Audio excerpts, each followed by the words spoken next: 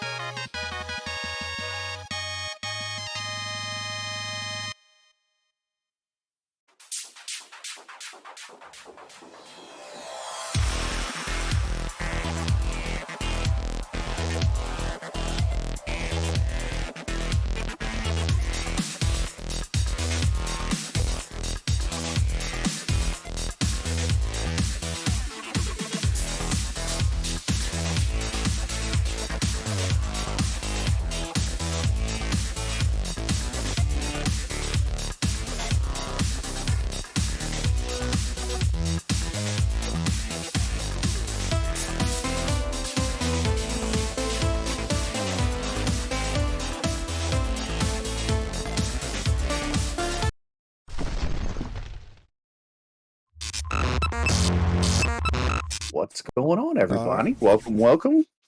Happy Monday. Yeah, Monday. Oh my goodness, it was kind of a happy Monday too. It wasn't too bad. Hey, Shane, welcome.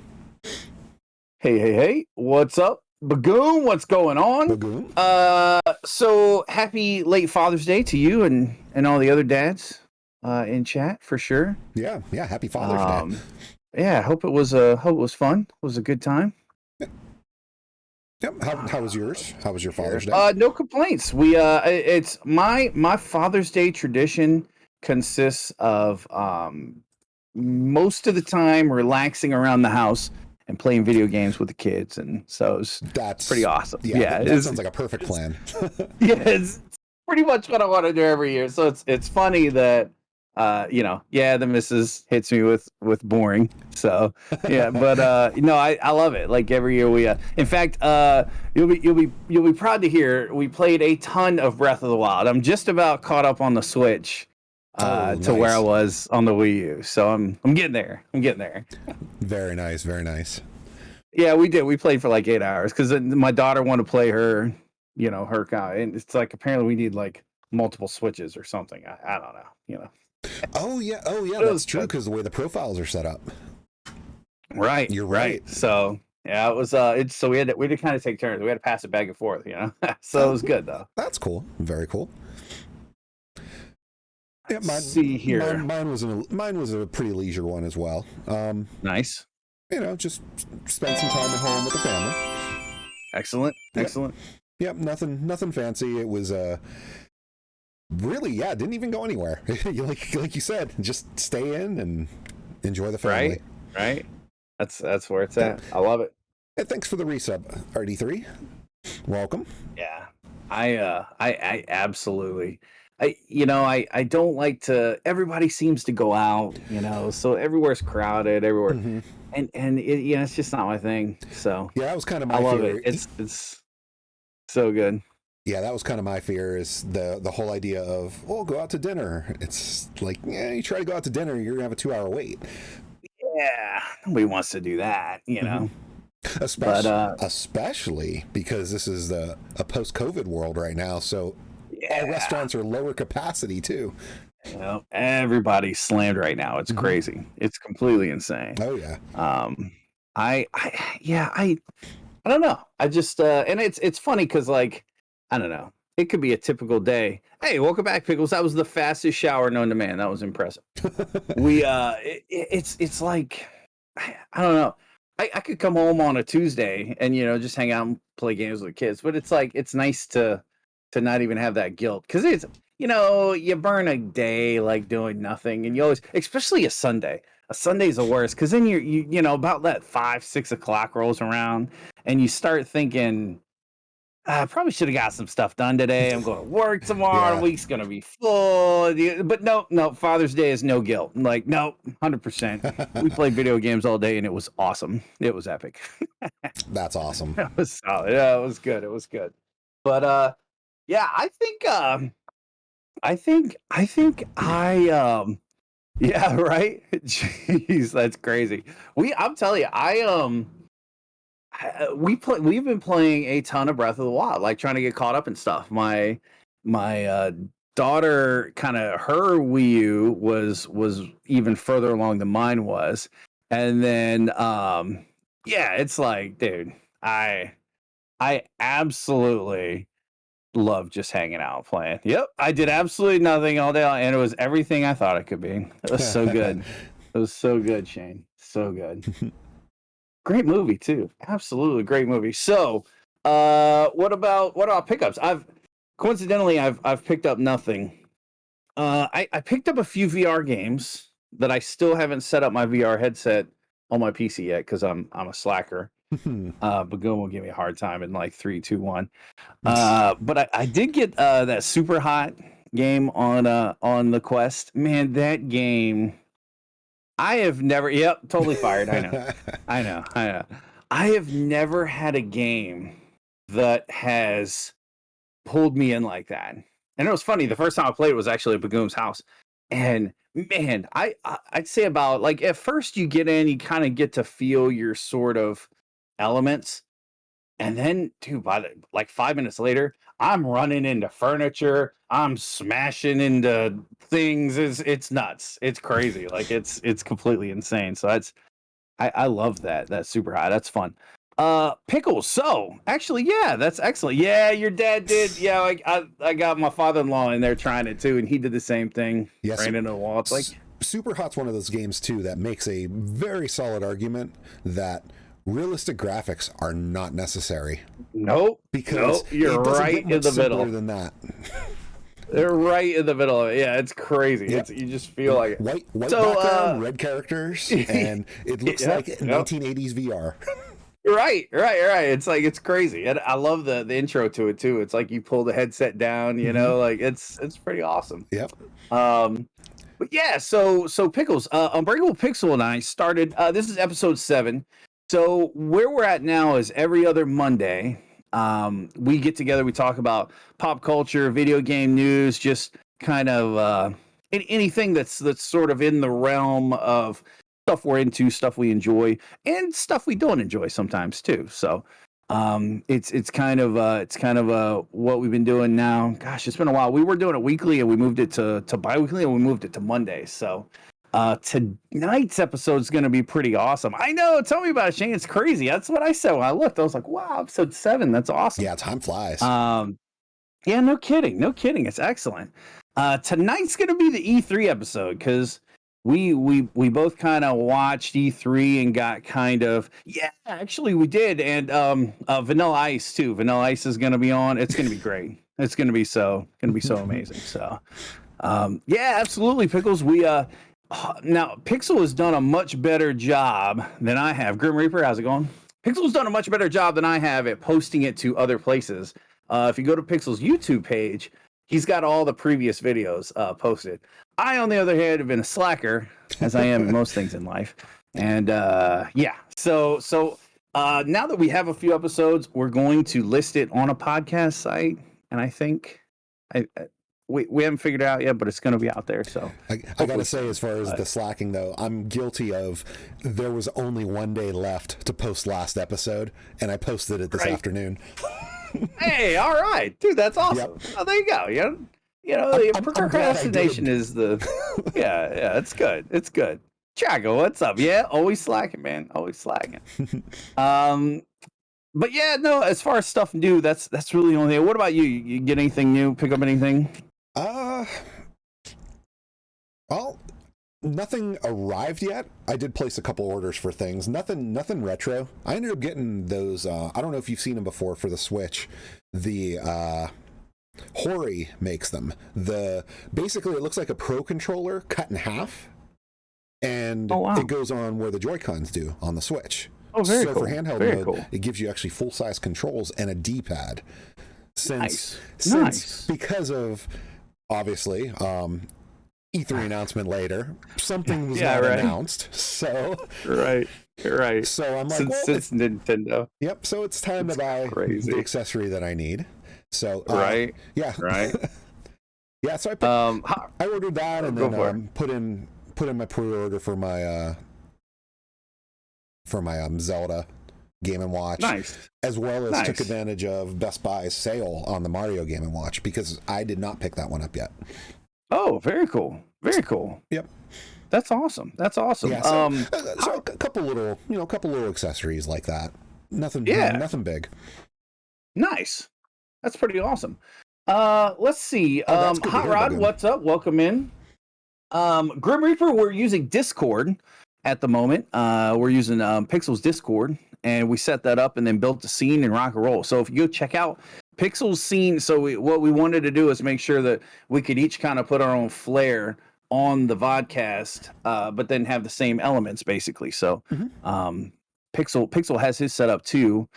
On his, it looks slightly different from mine, but the same kind of meat and potatoes, so it's good. It's good. Yep, same content, just arranged differently. All right, absolutely.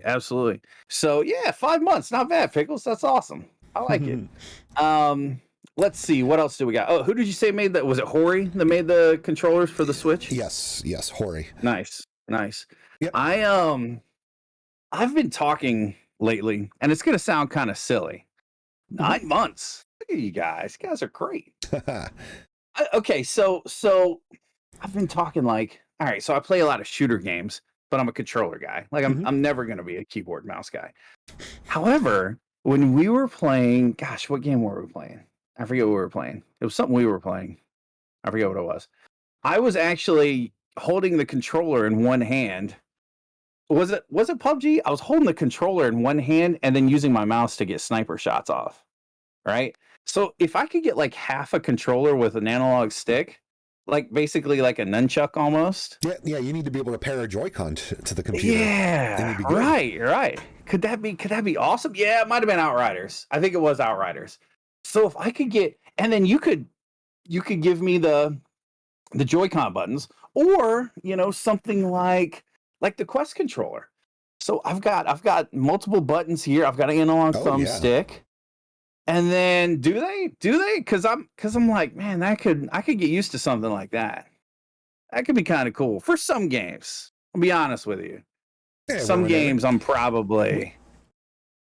We were talking about split between half keyboard mouse. Well, I guess technically it's just mouse and controller. Right. Combo. Right. So that's a whole new hybrid. Yeah. Not keyboard mouse, not controller, but controller mouse. Yeah, that's wow. Yeah, post that link, Drac. I'll check it out. Because I think that would be a nice hybrid combo. I use an orb weaver. But I don't do oh yeah, okay. So I've got an orb weaver that's kind of like that. And yeah, I mapped the hat button, the analog stick to my WASD. I think what I'm thinking though is more along the lines of like a controller. Like honestly, to be honest, this Quest controller is pretty much perfect. And you could even get like one more button. Like, that'd be kind of cool. That would be pretty sweet, but I don't know. Maybe someday. Yeah, I know. I seen it. I knew you saw it too. That's it. Everybody I won't tell you how much my orb weaver was back in the day, but uses mouse and joystick combo on first-person shooters like Team Fortress 2. Nice. Yeah. That's kind of basically that half controller. Like how I'm getting that, and it's going to be split in half already. If they had just a USB input on them, that would be exactly what I need. Yeah, right. Just take the left half. Sure. But yeah, you're right, no because kidding. I've used the ones that are like you hold it like a mouse and you have like a thumbstick, but to hold it upright, I think would be much because more. the having the thumbstick off tilted to the side, it's weird to push your thumb forward to move forward. Right. Whereas if you're like this motion's much more, traditional or comfortable. Right. And so man, if I had that and I could just sit there and, we got to market this. I'm sure somebody from Hori's in chat. So, have your people contact the missus and get with Pixels people. We're going to put something on paper and absolutely. We'll get it together. But so topic of the week. Yeah, that's what I did with that is what I did with my orb weaver, is I did do WASD on the thumbstick. It's a weird angle. I guess that's that. I want to be able to turn my wrist, I suppose. But yeah.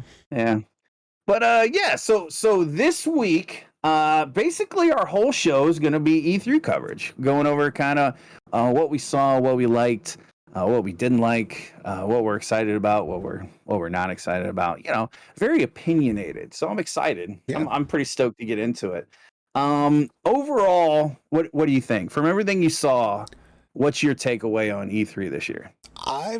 I gotta say, overall, while I was watching it, each presentation I was kind of left wanting more. But now that it's over and I've had days to reflect on it and read a little bit more, and then when I was compiling this information for today's show, I'm like, wow, there actually was a lot. Like, they really did deliver a lot of content for this.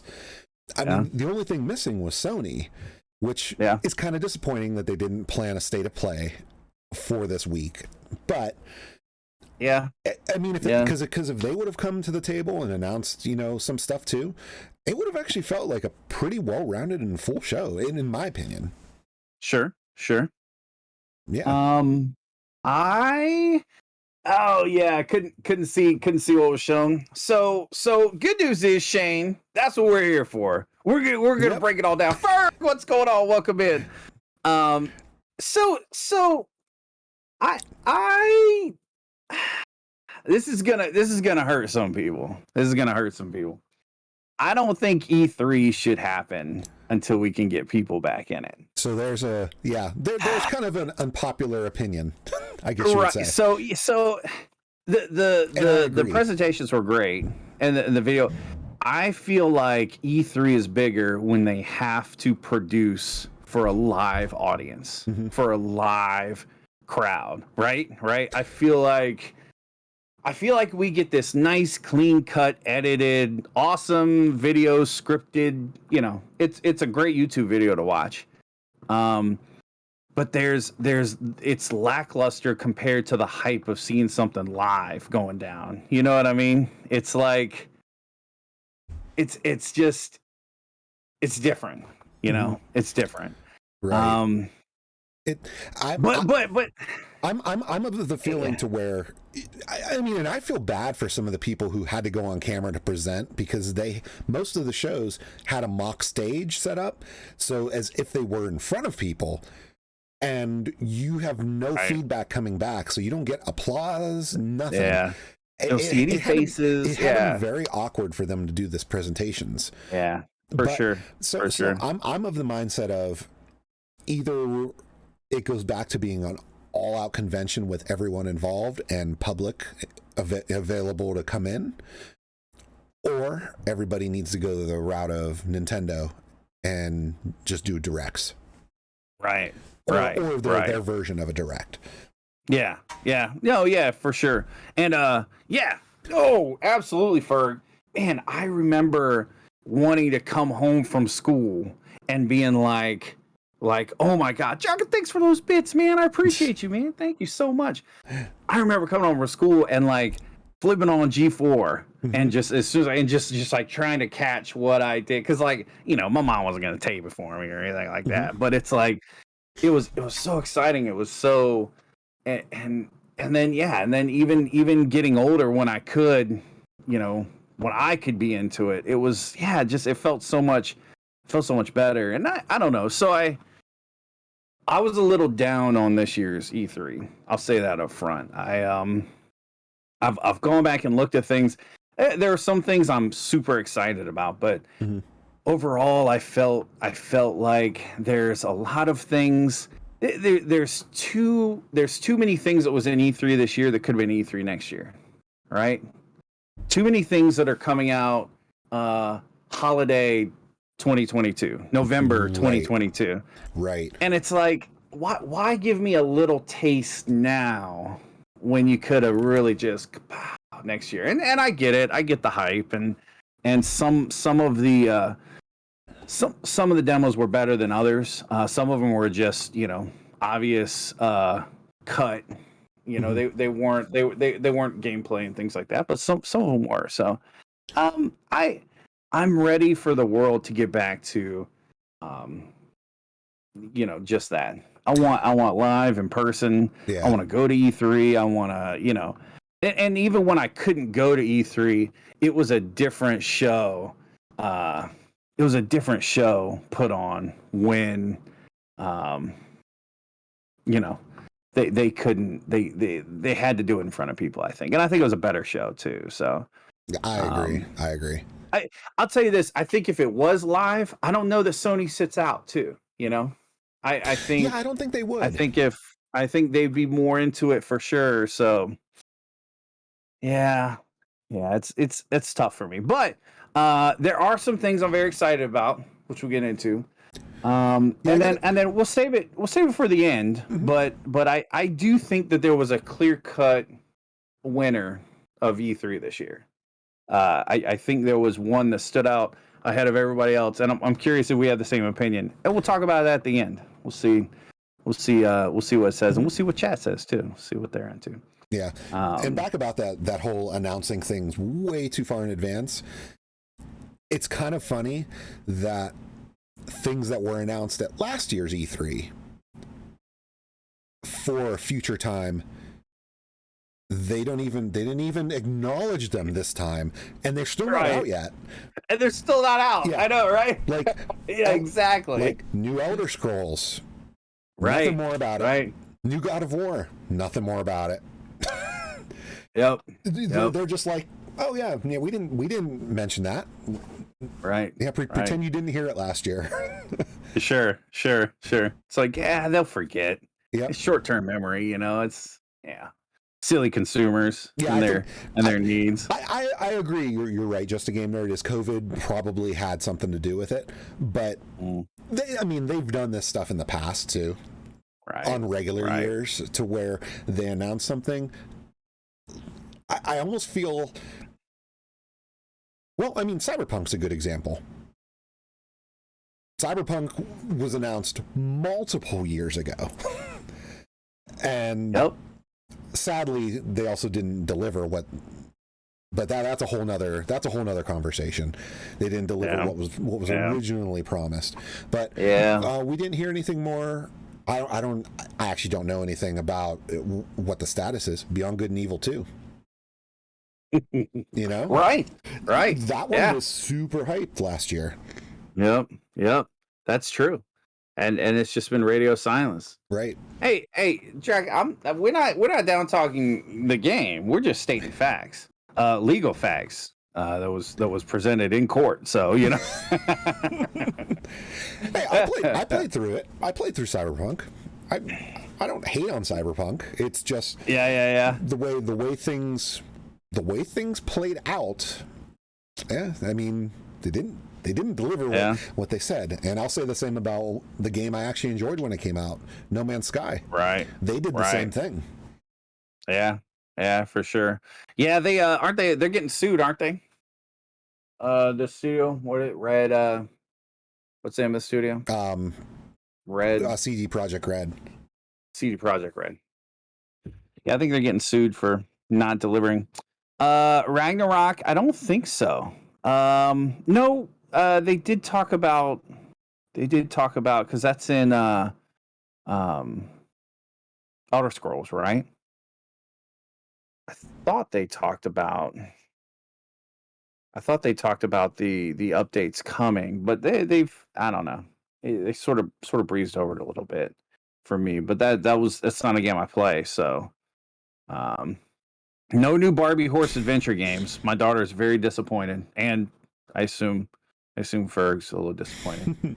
I still stand behind Barbie on the NES is one of the hardest games you'll ever play. So I'm not going to argue that point. right. It's crazy. It's madness. Okay, so Ubisoft. How do you say it? To be honest, during the presentation, I heard the hosts pronounce it both ways. Yeah, I know. I was kind of hoping for the same thing, but the Ubisoft people themselves have said it both ways. So I'm like, I don't know what to say. I have always said like Ubisoft. Yeah, I've always said Ubisoft as well. And then I hear some people say Ubisoft, and I'm like, maybe I've said it wrong this whole time. Like, oh my goodness, you know. But hey, you know, it's those Assassin's Creed people. That's about where I'm at. Yeah, exactly. It's the Assassin's Creed Rayman people. Right. Exactly. Yep. Ubisoft, sucker. Yeah, that's right. Ubisoft. Man, Ubisoft, man. That's it. I just realized looking at this list, I skipped one developer. Yeah. I'll pull it up as we go through here. Okay. Yeah, excellent. We'll hit them right after this one. Yeah. Okay, cool. Let me do a little pull up here. Okay, so some of the titles, Avatar. New Avatar. Yeah, that was so opinionated, Tyler. That's right. Avatar. So, okay, here, help me out, because I'm going to have this question on a few things. Are they making another Avatar movie or not? I don't know. I mean, are we getting one? Once again, something that's been talked about for a long time. We're supposed to get 2 or even 3, I think. And dude, I don't know. Yeah, the 2020 I know messed a lot of stuff up, but that movie isn't real life, most of it. Yeah, I mean, it's not like you have to have many actors on location for CG work. Right. Yeah, I don't want to be a harsh critic about it. I don't know, like, so, because if we're not getting a movie, like, do we need a game? I don't know. I I feel like there's a generation of people out there that think Travis Barker is just now becoming popular, right? Like they're like, who's Blink-182, right? Yeah. So it's like, right. I don't know, how's that generation going to react to an Avatar game? I don't know, you know. Mm-hmm. Right? Let me know if that cleans up a little bit, Ferg. I tried resetting my little audio shenanigans here. But yeah, so I don't know. It'll probably look good. I probably won't play it. But if they can time a game release with a new movie release, I mean, I could hype behind that, you know, I guess. I don't know. It's kind of strange. Yeah. It's I mean it is weird, like, because you figure Disney just not too long ago opened up their Avatar adventure, like, part of their park, like before, you know, shortly before Star Wars. It's like, yep. I think these movies were supposed to have been coming out a lot sooner than when we're really going to get them, because of all these other pieces that are supposed to look like they coincide with it. Right. And I think that so I thought the same thing when we went to Disney. I was kind of like, you know, this is really cool and all, but like, is it relevant? Like, is it? I don't know. But yeah, Jagger, you're not wrong. I could see, you know, months before a movie. So Avatar was that was a 2022 game for sure, right? Right. Yeah, I think that was a 2021. Okay, so 2023 and a half, we could see a new Avatar movie. So I'm excited. Right. I'm stoked. Like it could happen. So here's a title that is kind of popular, and I've never played any of them, the Mario and Rabbids. I've never played any of the games. They look amazing. They look like a lot of fun. In fact, I think I own the Switch one, and I've never played it. Like, I don't know. And I gotta say, it's one of those games that on the surface you just think Mario and Rabbids, oh, you know, that's that, you know, the more kids aimed cartoon, you know, the Rabbids and such. Right. But the game is, I wouldn't say aimed at young kids, because it is literally a reskin of XCOM, the way it plays. Right. Yeah. Right. It is a strategy. Yeah. Wow. What technically would even is XCOM called? A strategy. Mario XCOM. That's crazy. Yeah, it is. It's good. Wow. It was a really good game, and kidding. I still have not finished it, and wow.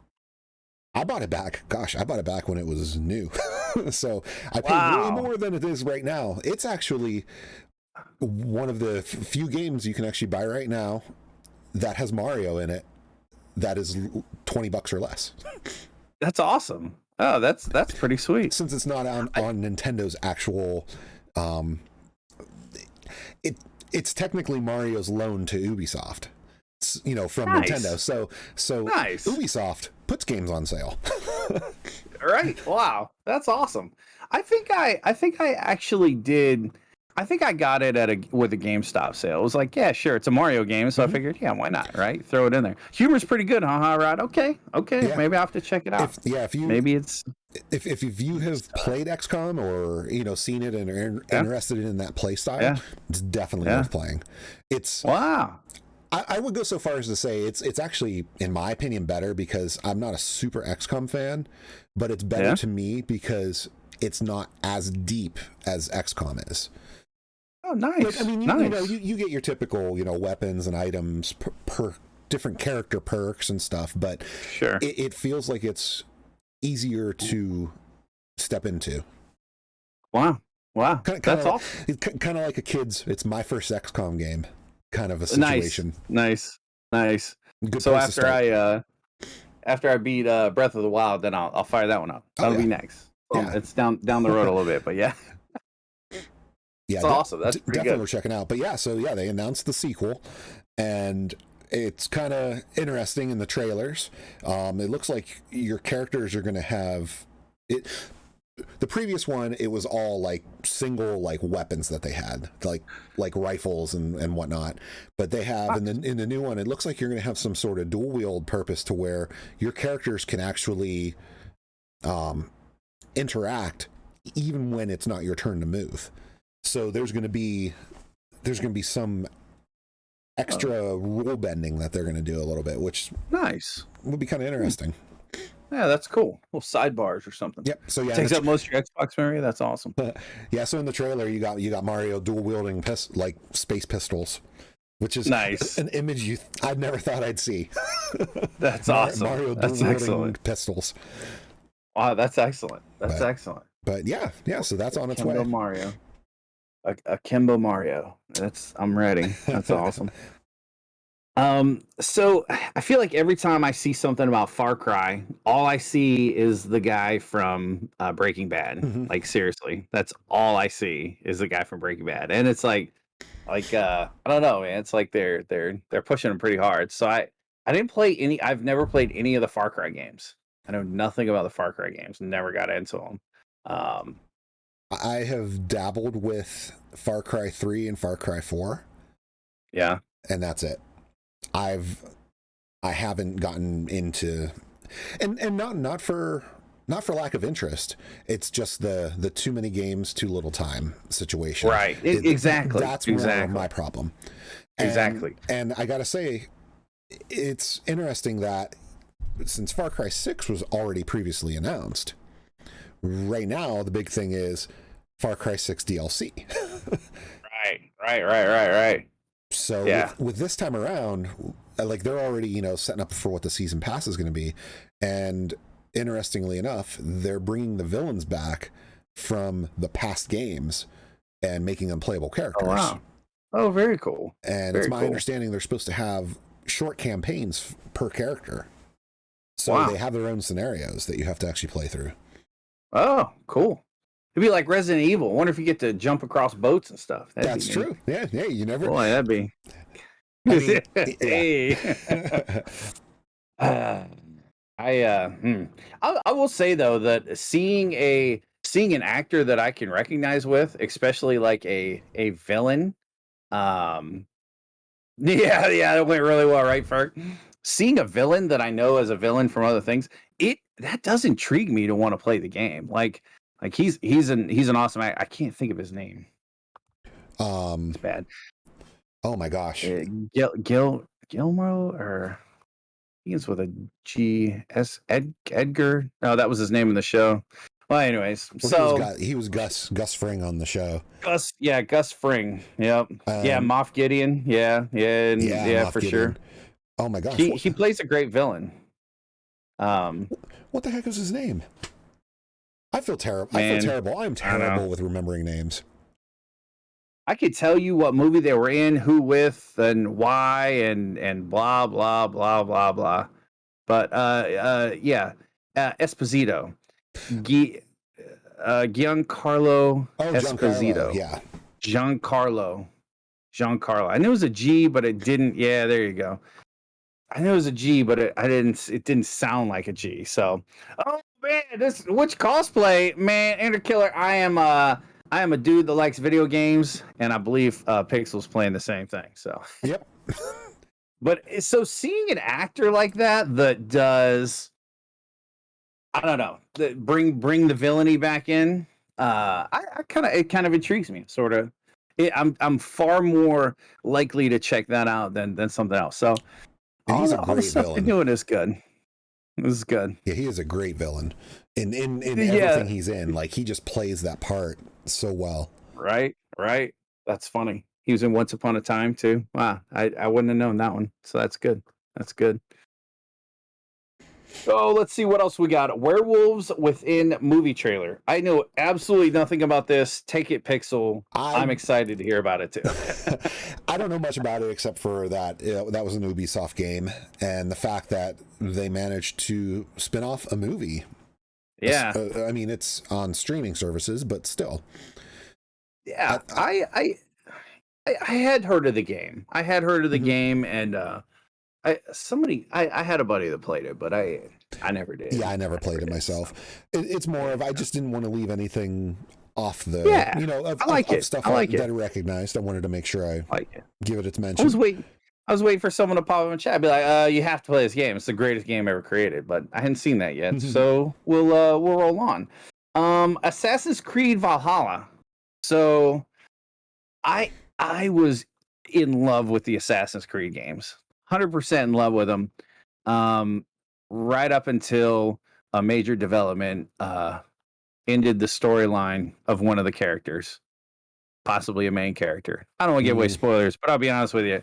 You're either into Assassin's Creed or you're not, so you know or you don't. But the storyline got way too out of whack about the time of gosh, I would say like the American Revolution one was kind of, it got a little weird for me. Black Flag wasn't bad, but I don't know. I was a little disappointed. I was a little disappointed in Yeah, they the started straying from the original formula. yeah, exactly. Yeah, that's awesome, Hot Rod. Yeah, we got Army Mike, another streamer buddy of ours. He's been playing too a little bit also, and that brings back good memories because I loved the first one.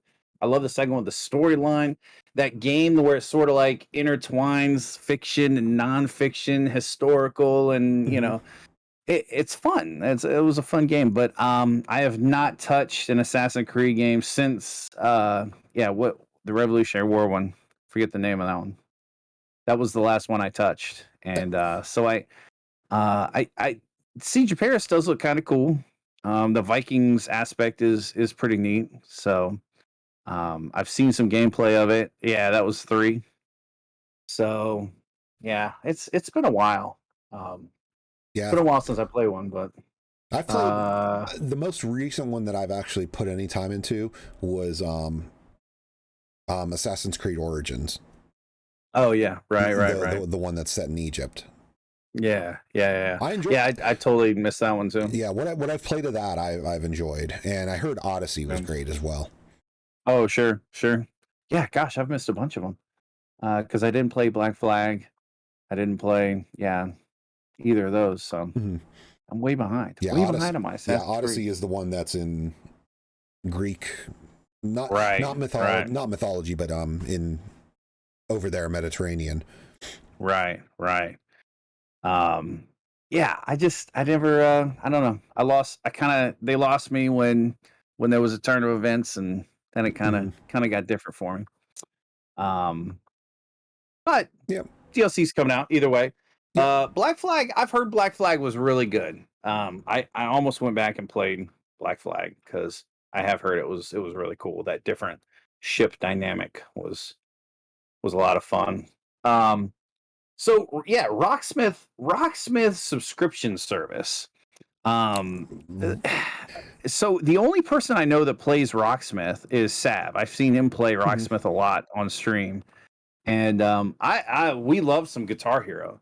We played Guitar Hero like crazy, you know, and then we've played Rock Band and all that too. So I picked up a Guitar Hero for Xbox. And yeah, that's right. Yeah, the missus shows me what's what on some Guitar Hero. But I think the only song I've ever gotten perfect is My Name is Jonas. And she'll tell you it took me about 4 billion times of playing the song. So every time it comes on now, my fingers just instantly go into it's crazy. It's nuts. But yeah, dear Mother of God. Yeah, it was rough. Yeah, it was rough. I know. But I was determined to get it perfect. So Rocksmith, though, right? You use an actual guitar, right? Like your guitar. Yep. Yeah. And it actually teaches you chords and, you know, breaks down how to do it. Oh yeah, the Joker too. That was a good one. Yeah. So I've never tried that. I tried to take guitar lessons as a kid. Not musically inclined at all. So probably good. But yeah, watching some of the footage of, because this is from what I understand from everything I've read and seen about it, it's Rocksmith Plus, so it's a new base game now. Nice. That has the subscription service attached to it, and excellent. I imagine it's based, you know, off of the same engine as the original. Sure. But looking at some of these songs, watching the way, you know, the music comes down and stuff, I'm like, it looks way too complex for me to wrap my head around. Yeah. Like I would have to start really simple on it. Yeah. Like I said, Sav's probably the only person I've seen play it, I'm- and it looks way too common. If you're not like, I feel like you could play Guitar Hero and just like video games and rhythm games, and Yep. be fine. You got 5 buttons. This Rocksmith is like, man, no, you're learning to play guitar. Like, it's straight up, and so it's kind of, caramba, man, it's tough. It definitely too tough for me. But I mean, like I said, so we in the house we play Rock Band and stuff. We crack it out every now and again. Usually on the Wii, because I think the Wii had a really good library of Guitar Hero and Rock Bands. It's kind of a bummer though, because the Guitar Hero on the new systems don't have all the songs are gone. You can't get them. I've heard Rock Band on like the on Xbox and PlayStation 4 is still pretty good. You can still get a lot of the songs and stuff, but it's also through the roof in price. So it's Rock Band, crazy. because I still have I have Rock Band 4 for the Xbox One. Yeah. The online store every week still releases new songs. See, that's awesome. That's awesome. I have not bought songs in like I bought a couple here or there, just when something like I'm like, oh, I've got to have this song. But you can create like a wish list, and I probably have 150 songs in my wish list. I just can't bring this. But it's $2 a song. It's a hard buy-in. To want to do it, because then you're like, well, if I buy this song, I'll buy these songs too, and then next thing you know, here's $50. Yep. You're in it to win it at that point. Yeah, that's crazy. And there's a funny aside too, is the fact that I probably have over 1,200 songs on my Rock Band for the Xbox, because it went from the 360 with Rock Band 3 in the store into Rock Band 4. And back in Rock Band days, when it was in its prime time and super popular, when I had my DJ business, there were 2 different places I DJ'd at. We actually used to have Rock Band night. Oh, that's awesome.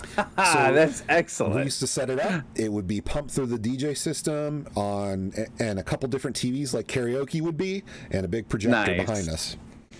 That's awesome. So it would be like a karaoke night, except for video games. And then you'd have, whoever's singing, so it's like karaoke for them. Sure. But yeah, wow. So because of that, that's how I've ended up with over 1,000 songs in my library, because it's like, that's really cool. You pretty much just, if it's a popular song, you buy it. Sure. But since that went away, the wish list has grown, but I haven't actually done much of the purchasing. Right. Yeah, I couldn't imagine. Which I'll tell you, you should look at the prices of Rock Band for Xbox and PlayStation 4. They're through the roof. Oh, yeah, wow. It's insane. You cannot find them. Local game stores down here, as soon as they get them in, they're already sold. Yeah, Ferg, I always thought that way too. It was like, if you want to learn how to play guitar, it's probably a really cool way to learn how to play guitar. But I don't see it as being just a fun game like Guitar Hero or oh man, I would do when I was doing My Name is Jonas, right? Oh, I'd sling the axe around, and have a sling around. Oh man, went crazy with it, get down and I put on a show, man. It was awesome. But yeah, I don't see me getting into it like I would. Like I would that. I could see it. Shane, thanks for those bits, man. I appreciate you. Yeah, it's not that crazy pick up and play and then put 20 minutes in and then you're done. Right. Oh, thanks for the bits, Shane. But be a very cool way to learn to play guitar, though. So absolutely. I'll give it that. So with this new version and the subscription service, they've actually put a huge library out on there, and they said they're going to constantly update and add to. You pay for this, and it's going to be, you pay for the service, you have access to the entire library. That's cool. It's not going to be you buy this section or you buy these songs. I don't even think that in the new version you can buy songs. I think you have to subscribe. Okay. To me, that's kind of that's great, because you're like, here's everything. here's Netflix. Here's all these movies to watch. But right. once you stop paying, you don't have any of them to watch. Yeah, then they're gone. Yeah. So Tyler, it's Rocksmith we're talking about. Rocksmith Plus coming out.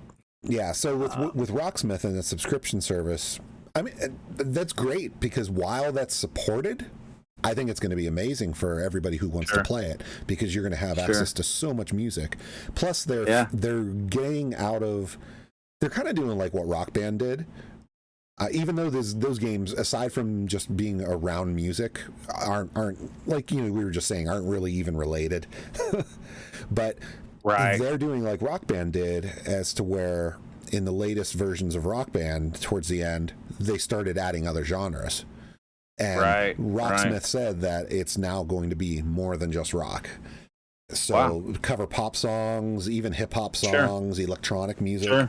And apparently, I don't know if it's going to work like how effects pedals for a guitar would work for you to play those different instruments in the songs. I'm not.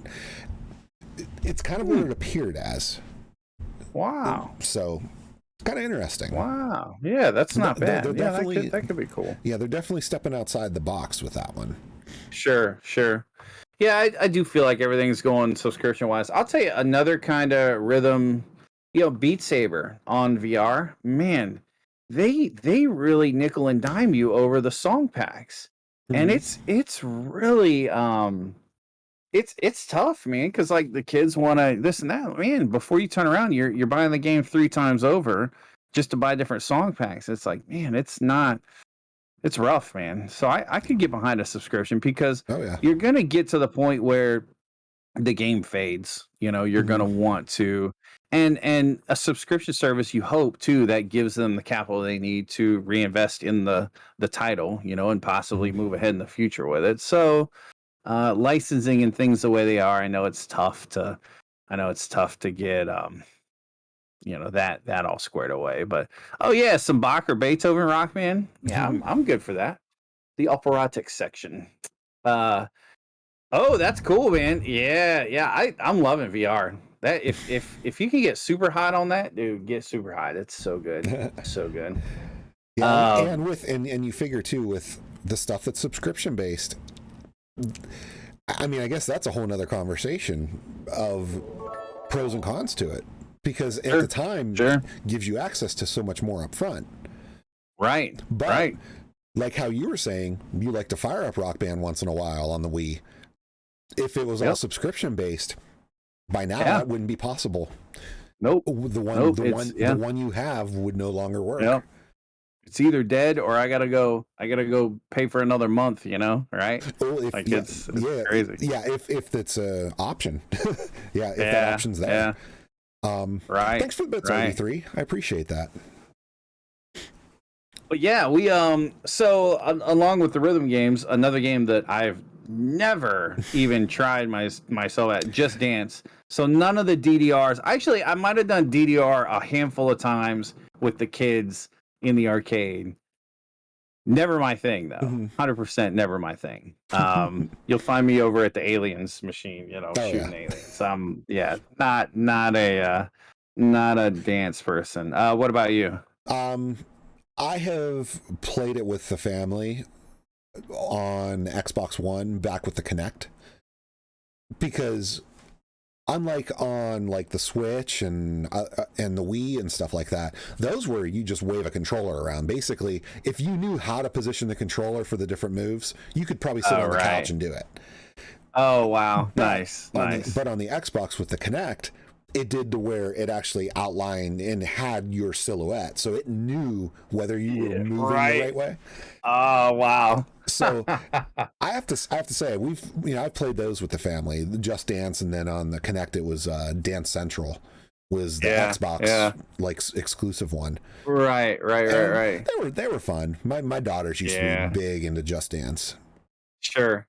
I'll bet it was a workout too, man. Yeah.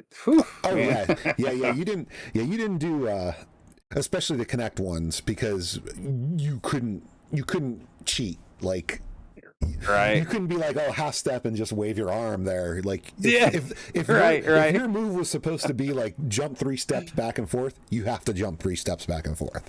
It was crazy. So those were very short play times. So I'll bet you've officially talked me out of Just Dance 2022. So nice job, Pixel. Well, that's good. Oh, hey, but it's on the Switch. You don't need to do the Kinect. Right. So you know, less movement. Yeah, I like it. I like music games though. I've since Parappa the Rapper, man. I love the rhythm. You know, it's. Oh yeah, I like them. Absolutely. And with Just Dance, they're just doing, instead of, I don't even think they do mess around with much in the way of DLC anymore, like in the previous years and like in the 360 days and stuff. I think it's pretty much now just an annual game is how they're doing it. Right. So it's just the new music track list. Yeah, and that's cool. So, popular music of the year. Yep, for better or for worse, it's the new it's Madden. Right. It's awesome. It's the 2022 version. That's excellent.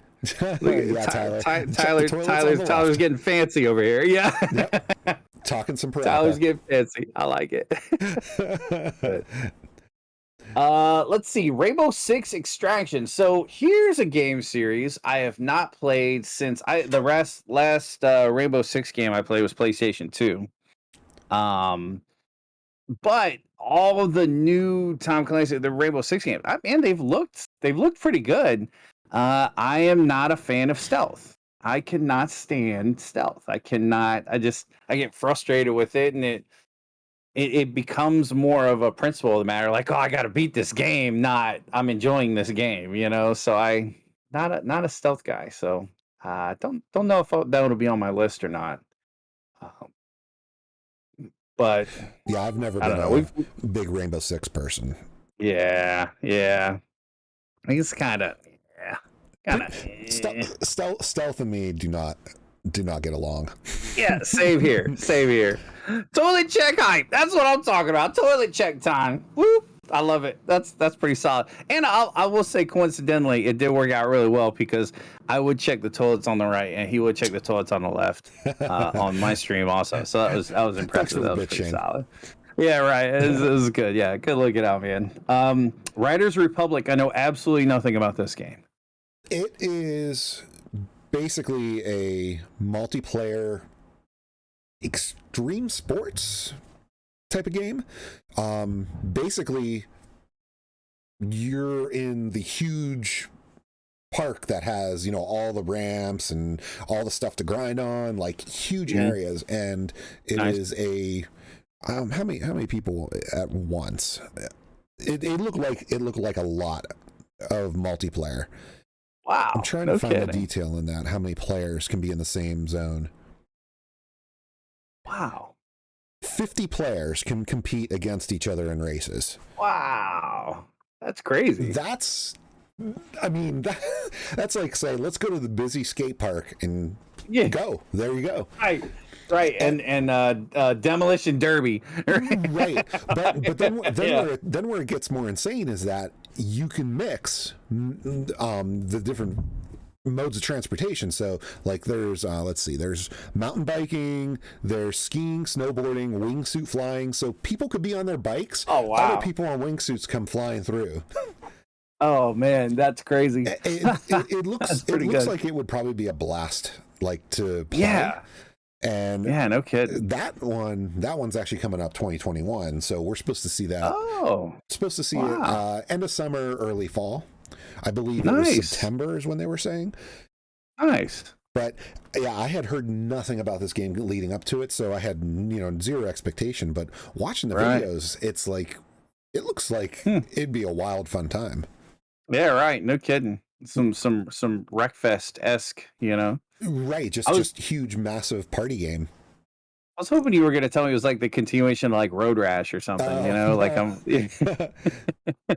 I'm ready for that, I gotta say, at first, the way the trailer opens up, it's just like BMX, like mountain biking and stuff, and I'm just like, nice. I'm like, yeah, right. Like then you start seeing how they threw it together to be more of a party, like race competition type game.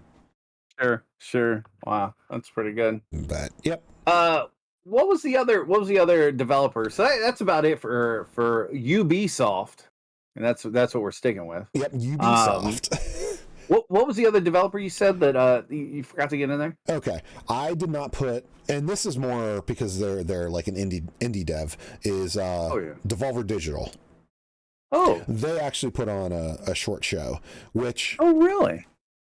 I gotta say, for a offbeat sense of humor of things, it's worth looking up their show and watching it because they didn't do like a stage show. They did almost felt like a training video montage. Oh wow! I was gonna say, tell me they were in a hot tub, but okay. No, it was, but it was, and like full of language and everything. Like it was like the way they did it. Awesome. The way they did it was so. It was the Adult Swim of. Oh, that's excellent! I'm absolutely checking this out. That's worth great. Checking out, and that's awesome. And their whole thing was about them. Let's see. Their catch line because it was a video basically picking on subscriptions and stuff like that for games, and the whole video was basically them selling you on Devolver Max Pass Plus Showcase, and subtitled "Monetization as a Service." Wow, that's awesome. So they're just taking it to everybody who's putting up subscription based stuff. So that's they're just awesome. Picking right on them, and it was hilarious. Like awesome. At first I'm like, what is going on? Because I was expecting a legit conference. Sure. Then it started doing that, and I'm just like, okay, I'm watching this whole thing, and I sat there and watched it. Right. But yeah, they showed a handful of games that. I mean, there's I'm just gonna hit them real quick, bullet points. Yeah. There's a game called Trek to Yomi or Yami. Basically, it's a let's see. Oh my gosh, I lost my place. Basically, it's a samurai game, and their stuff's all like either retro-esque in style, or the just like flashy, simple indie looking graphics, like is what most of their stuff is. Sure. They have another game called Wizard with a Gun, which actually looked kind of interesting. I don't even know how to really describe that one. I did watch it, and I'm just like, okay, that looked interesting. Nice.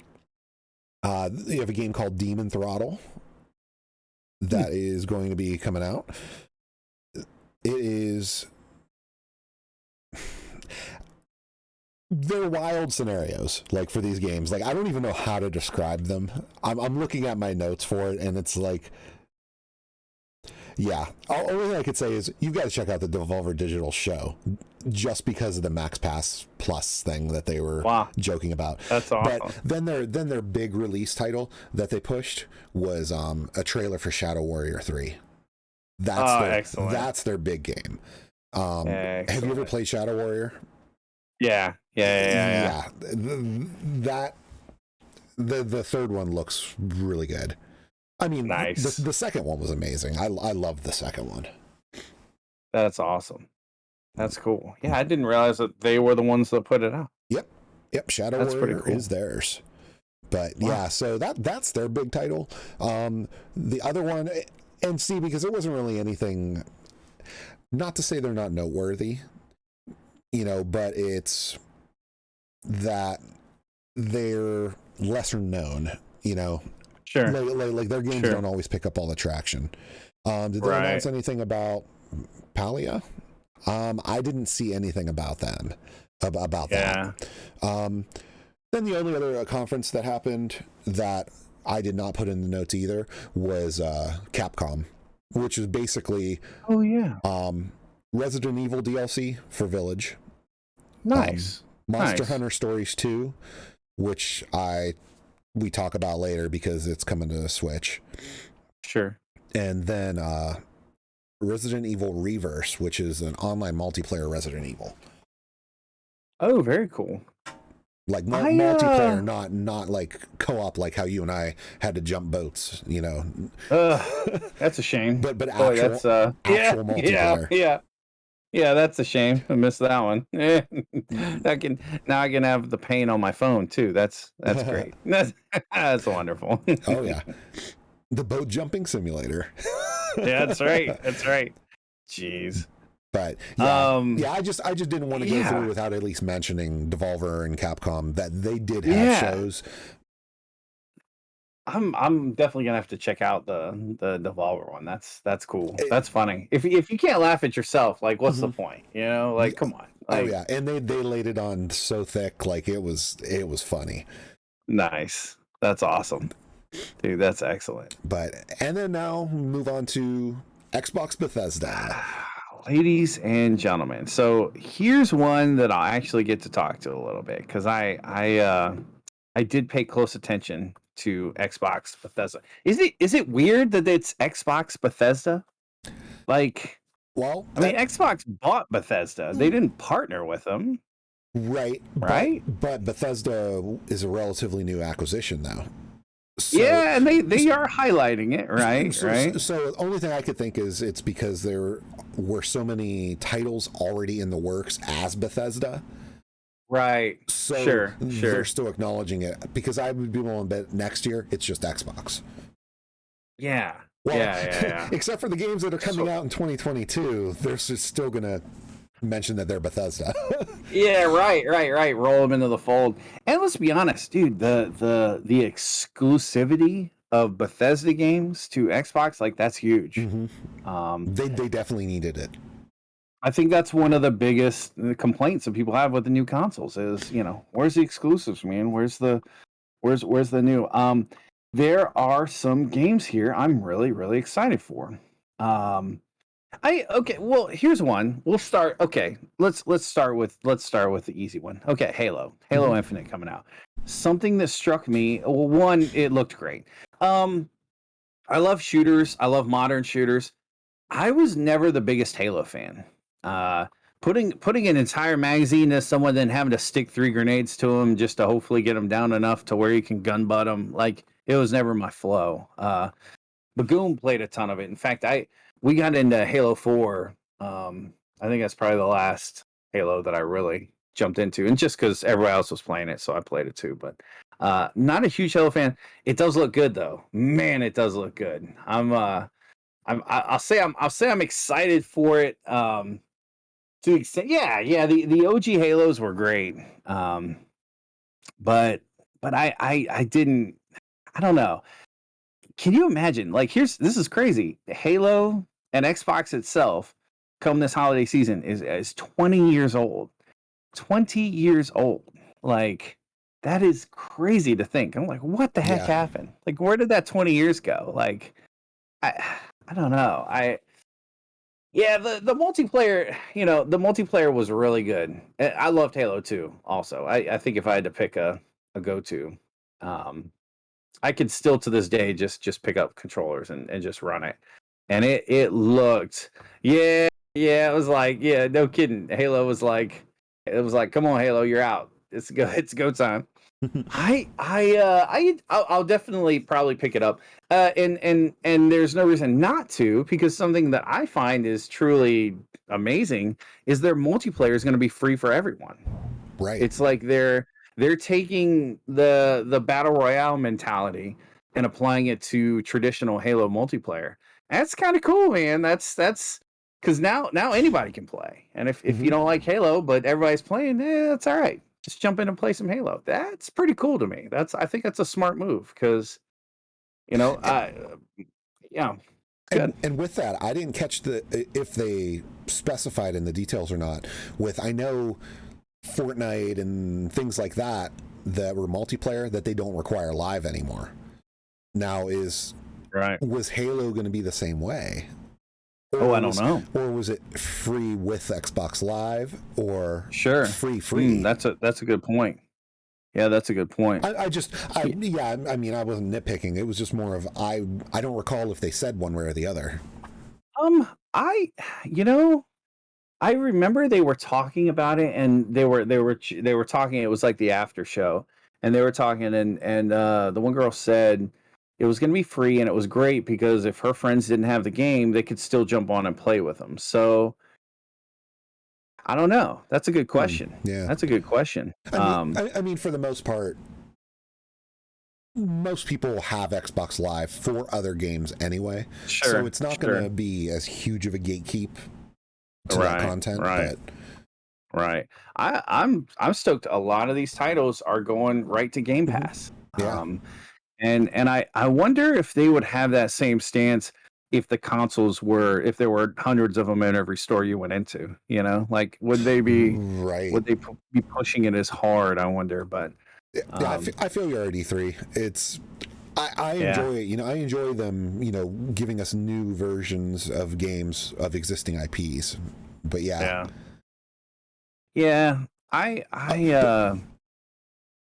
I'm with you too, though. I'd like some new like IPs that like the next generation. I feel like Halo is kind of ours, you know. The next generation, what's their Halo gonna be? Like, I'm kind of excited to see that. Right.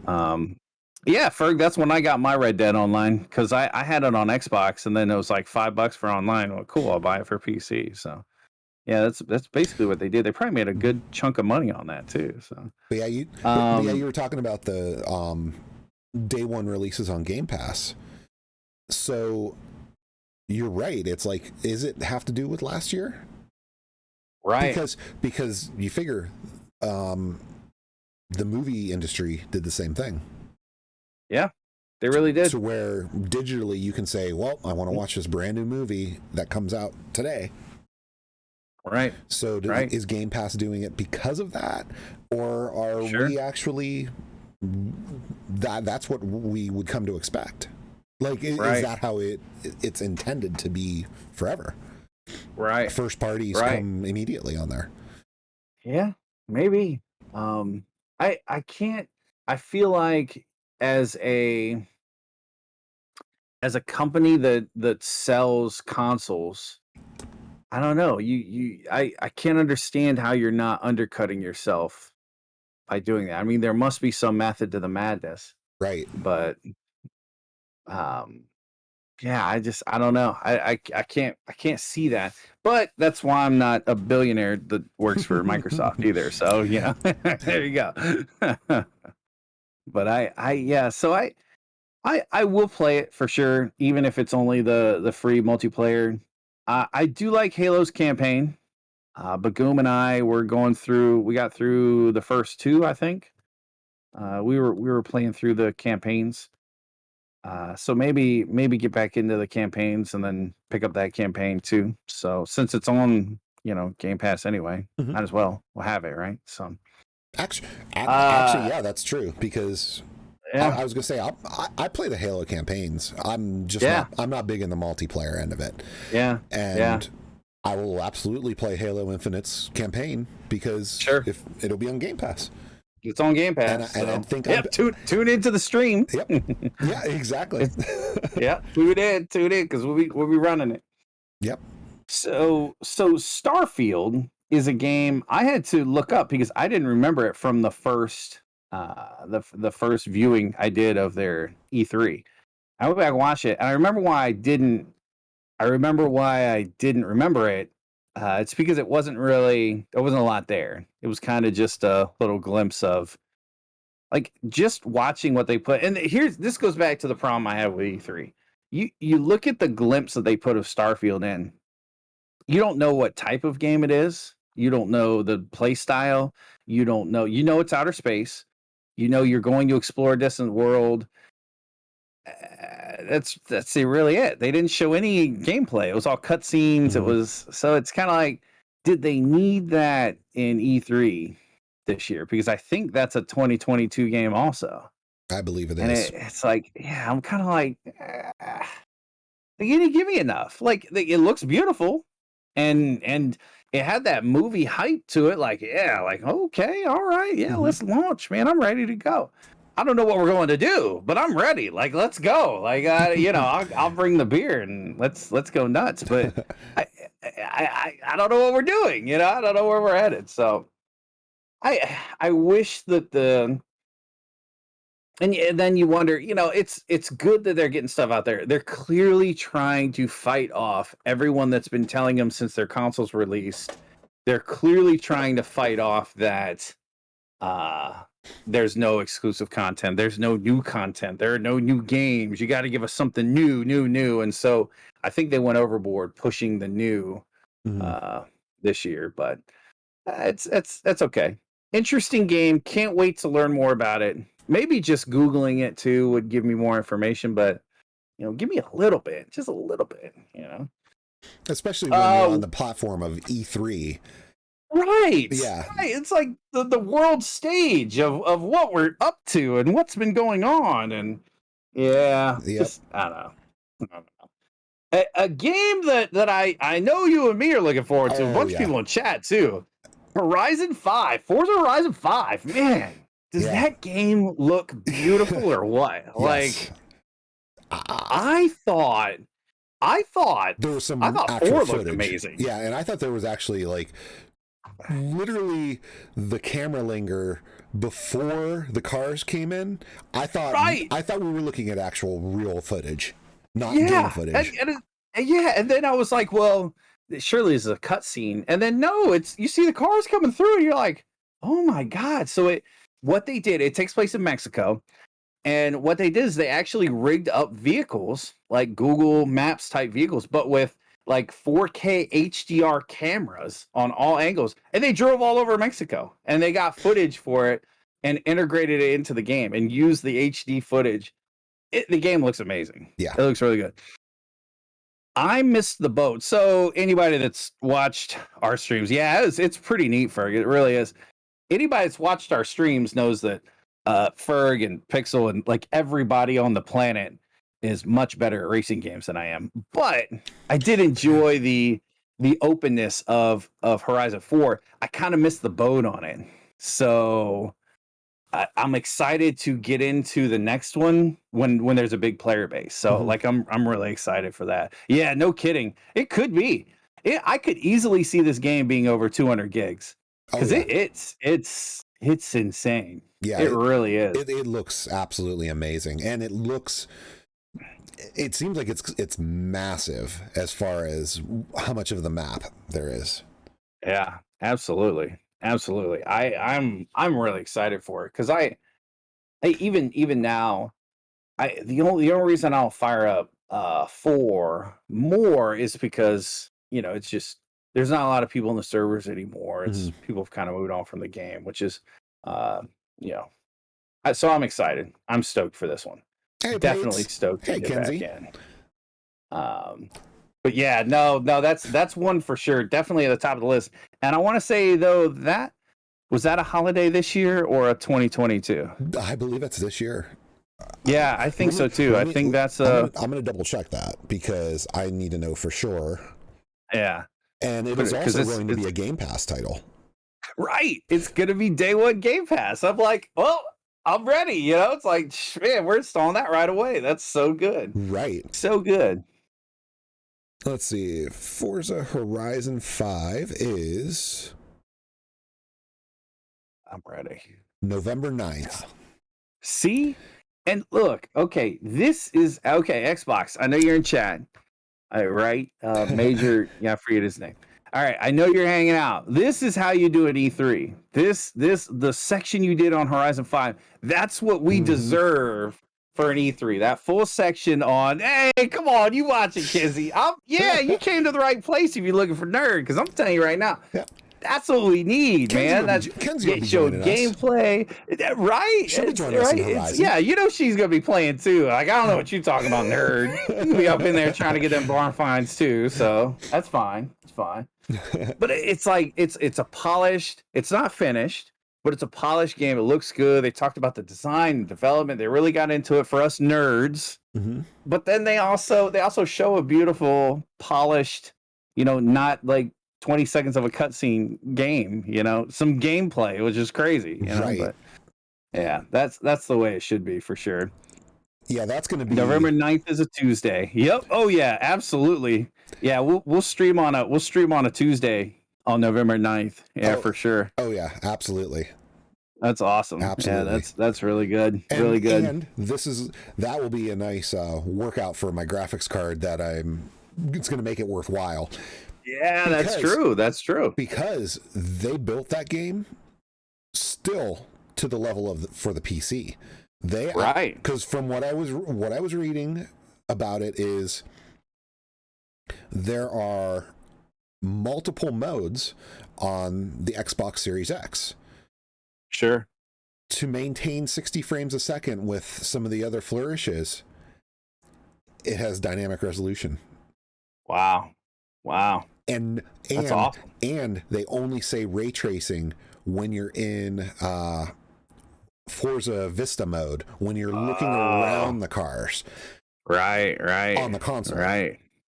Interesting. Now, if you're on graphic mode, I guess there's going to be, because of performance and a fidelity or whatever mode. Sure. The fidelity mode will do the ray tracing and stuff, but they weren't showing that footage of what it looked like if we were going to see frame rate hits or anything like that. Right. Now, that's where I've got to say, PC. We'll be able to have everything. Yep. If you have the horsepower to push it, we'll have everything. Right. Yeah, I'm glad Microsoft is basically, we're going to make the best game. Yep. And we'll have the hardware catch up. Right. Because that's what they have to do. Because you figure Forza Horizon 3 and 4, came out on the Xbox One, then the Xbox One X hit. You take that game and play it on the One X, and you already get upgraded frame rates and better resolution. Sure. So I'm glad that they're forward thinking about their stuff. They're not doing that, let's design for the lowest common denominator. Instead, they're like, let's make the game that we want to make and make it look how we want it to look. Right. Yeah, and that's the focus they need to keep. Like, obviously that they're probably still going to be able to play this game on the Xbox One, right? I mean, how's that? It's like it can't be the same game. You don't think so? I don't know. I wonder if it's going to be a series exclusive for X and S.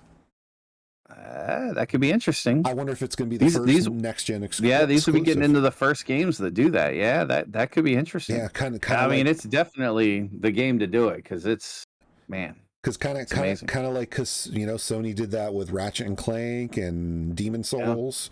New versions of games, and they cut the ties to the previous gen. Yeah.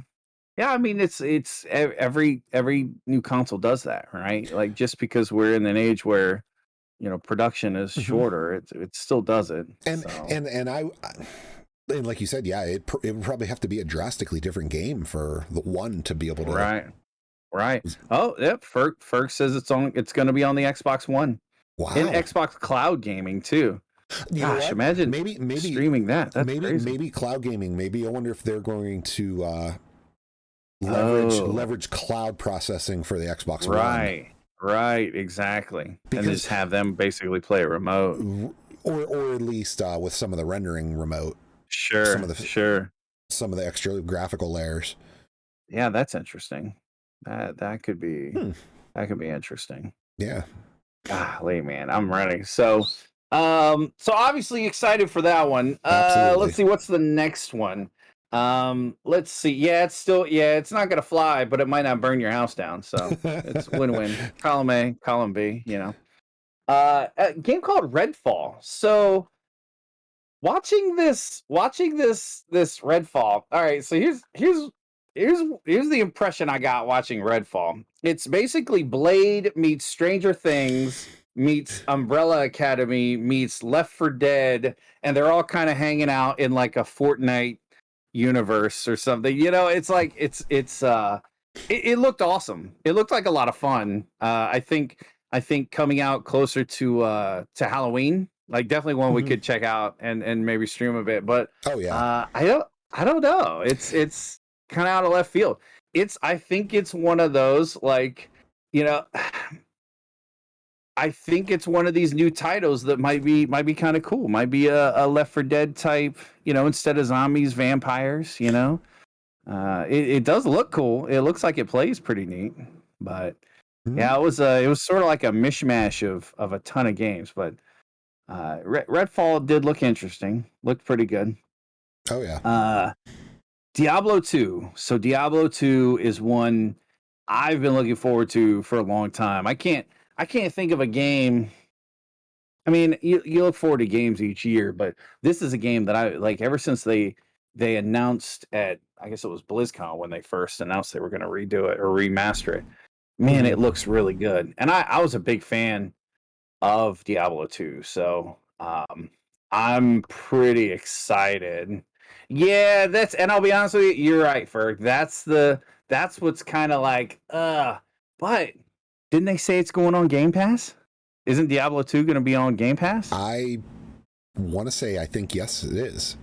I think so too. And so if it's on Game Pass, dude, there's not even a question. I mean, even if it's $40, I'll probably end up getting it anyway because you know but dude, it looks really good. And it is weird to pay $40 for a game that's came out what 15 years ago, right? Mhm. It's kind of weird to maybe longer. Gosh, it's got to be longer than that, but so I that is 20 kind of plus. yeah, gosh, yeah, no kidding. Yeah, like 99. No, Diablo 2 had to be later than that. Diablo 2 was probably like 2003, 2002. No, Ah, maybe it was that old. I thought the original Diablo was in the 90s and then Diablo 2 came out in the 2000s. Was it June of June 2000? 2000. Okay. Wow. Wow. Wow. Geez, I didn't think it was that old. That's crazy. Um, but I am stoked for it. It'll be a fun, like a Diablo 2 game would be a fun streaming game, I think. A nice chill, mash and click, up to 8 players partying up too. Oh So yeah. that's kind of cool. That'll be neat. Not everybody's cup of tea, but I feel like it's a game where you can just sort of kick back and relax and sort of button mash your way through. Um, so from that aspect, kind of neat. Um, Stalker 2. Uh, man, Diablo 2 was fun, man. It was chill. Man, once you get through hell, you're fine. Easy peasy. And then the Mad Cow. Come on, man. Like that was easy, man. Wow, it's easy. Easy peasy. Stalker 2 is one I know nothing about. I assume there was a Stalker 1 and I never played it. I Yeah. never played it. So I saw the trailer for Stalker 2 and I'm like, cool. But yeah. there wasn't a series I ever got into. Yeah. So Chernobyl, anything Chernobyl is it's kind of cool, Yeah. kind of neat. But yeah, not really a thing. Back for Blood though. Back? Let's see. Uh, Back for Blood. This is another one I'm like pretty hyped on. Yeah, we'll be streaming this one. Yeah, for sure. And I think it comes out around it's in like October, isn't it? Yeah. Yep. Yeah, Yeah. it'll be around So the Halloween season. definitely Perfect. Halloween season streams for sure. Oh yeah. And yeah, pretty much the spiritual successor to Left 4 Dead. And Yeah. oh, I can't wait. I know. I'm excited. The gameplay I've seen so far, Left 4 Dead was kind of a scripted path. It feels a little more A little open more open world. Yeah. in the games I've seen. Yeah, so it's like you're not really on the rail as much. Yeah, Back for Blood, man. It's gonna be a good one. It's gonna be awesome. I'm really looking forward to it. It looks really good. That's one you'll definitely see. You'll definitely be seeing on stream.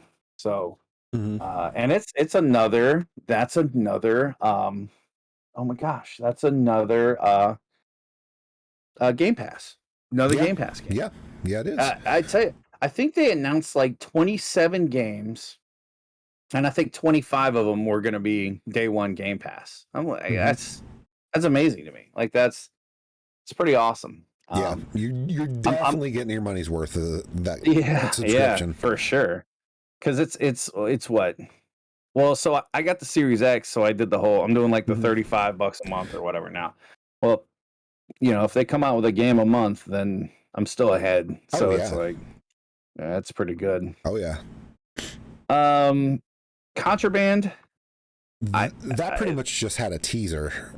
Yeah, it was like the record player and some cinematic old teaser stuff.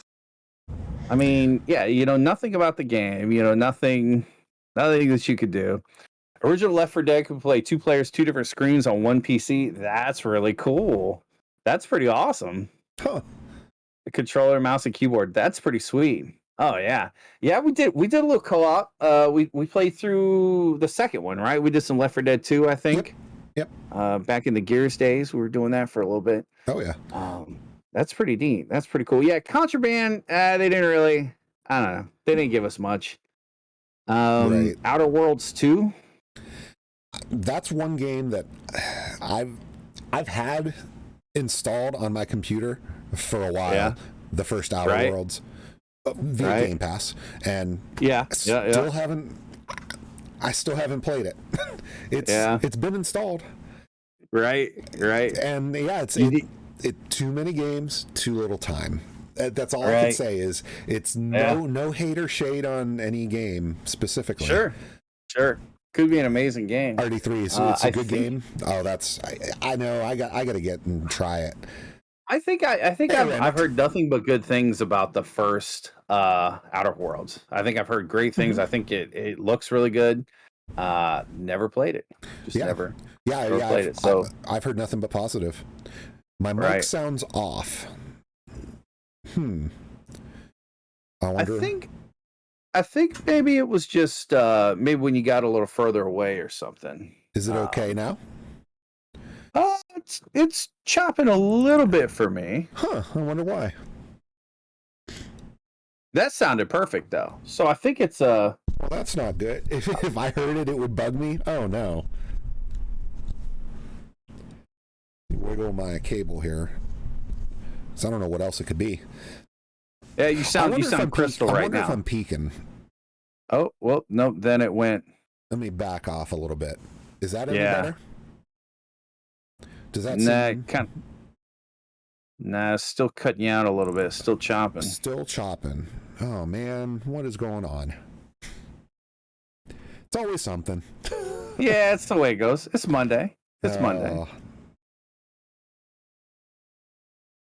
Speaking of that, yeah. Like a muffled tinniness to it. Well, that's true. You're hearing me through Discord. They're hearing me direct on the channel. Right. Yeah, that's true too. It'll be curious to see. Like grainy at times. Huh. Ferg had mentioned it earlier, and I heard when he had mentioned it, I heard a little bit of it, and then but then it came back. Like it came back to where I was hearing you. Almost sounds like a bad headset mic. Yeah, it's like it just like cuts out on you. I wonder if the mixer that I'm actually running through is having trouble.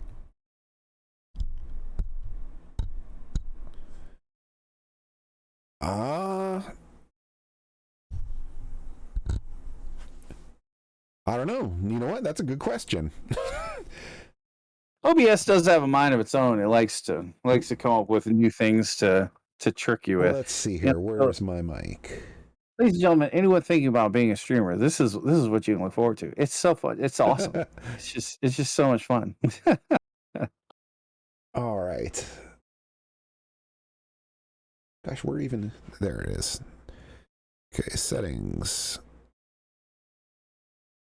It is always audio. Although it's pulling my line in, so it's pulling what it's supposed to. I'll tell you right now, you sound a lot better to me. I'm curious to see if chat says the same thing, because when you said settings and you're looking, you sounded like normal. Really? So it sounds. That's weird. Yeah. Right now it sounds great. I'll see what chat says, but through Discord it sounds really good. Nah, still bad. What in the world? Interesting. Is it still bad on my side too, Ferg? Because I wonder if... Let me unplug this mic here. Okay. Yeah, Ferg did say, it sounded better over here.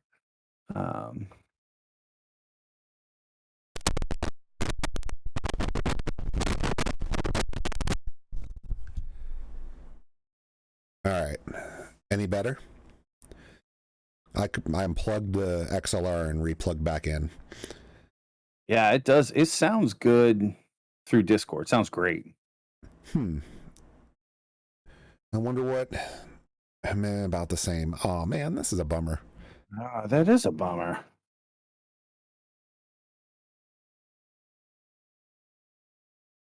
Yeah, that is. I'm going to turn off my filters.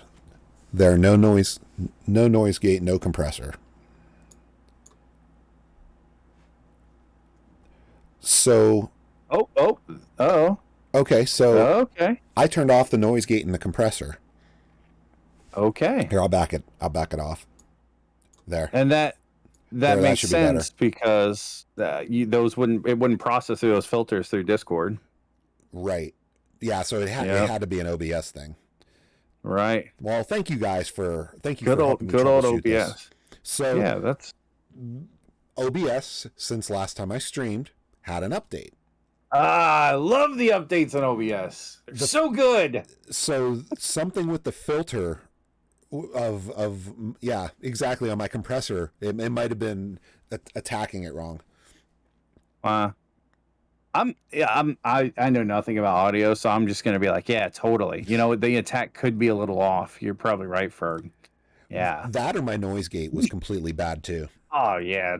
God, the noise gate was way off, man. Just so way off. But that's true because you wouldn't hear it. You're hearing you're hearing open mic through Discord. Yeah. Yeah, I'm like, nah, bro, you sound great. Yeah. Okay. You sound fine. Well, there we go. We're back. We're back in business, I guess. So right. Thank that's awesome. You guys, and sorry for any of you who just tuned in. Sorry, we were having a little audio. It's perfect. It's perfect. I tell you what, still sound tinny on stream. Oh, what in the world is going on?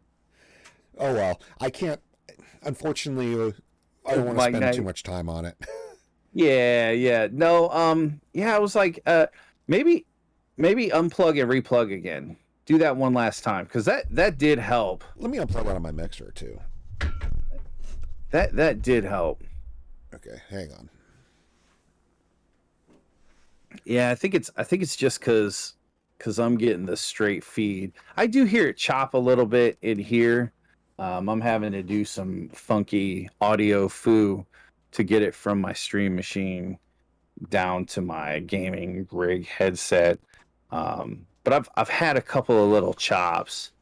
Yeah, right, dude. That's the way I feel with audio people. So people that know audio and they hear the audio, you're on two ends of the spectrum. Like it's either me, like I can hear you, or it's like, oh my god, we have got to fix this. So it's I get it for sure.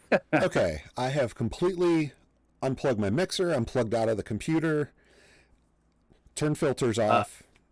Yeah, I've everything. You sound everything. You sound great to me. Yeah, anything that I could possibly have done.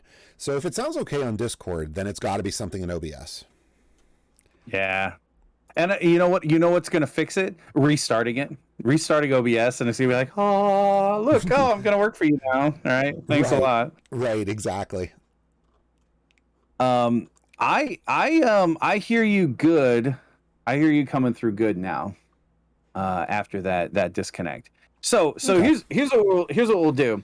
Through the magic of YouTube, because I am gonna post these one of these days. We're just gonna kick right back in and start, and I'm gonna chop all that out of the video. It's gonna be awesome. Yep. You're gonna see a little glitch of our faces, and it's gonna be like, hey, it never happened. So that's the beauty you get for joining us live. You get to see it raw, uncut, exactly. and then those poor people on YouTube have to see the lame version that looks good and sounds good, So the more finished, polished product.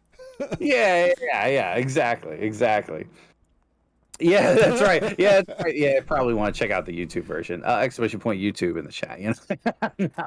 No. Okay, so where are we at here? Outer Worlds 2. We talk about Sea of Thieves: A Pirate's Life.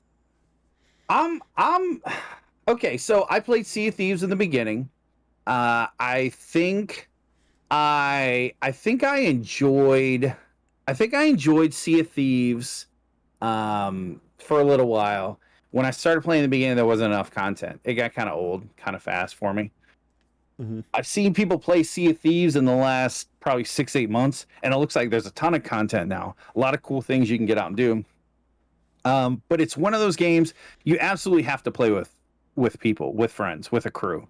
Oh yeah. When you try to play it on your own, it's kind of, I don't know. It's kind of, I don't know. It's just not as great to me. It's not as much fun. A lot of trolls kind of in the game. But where I'm at on A Pirate's Life, okay, first off, anything that you put Pirates of the Caribbean in, right?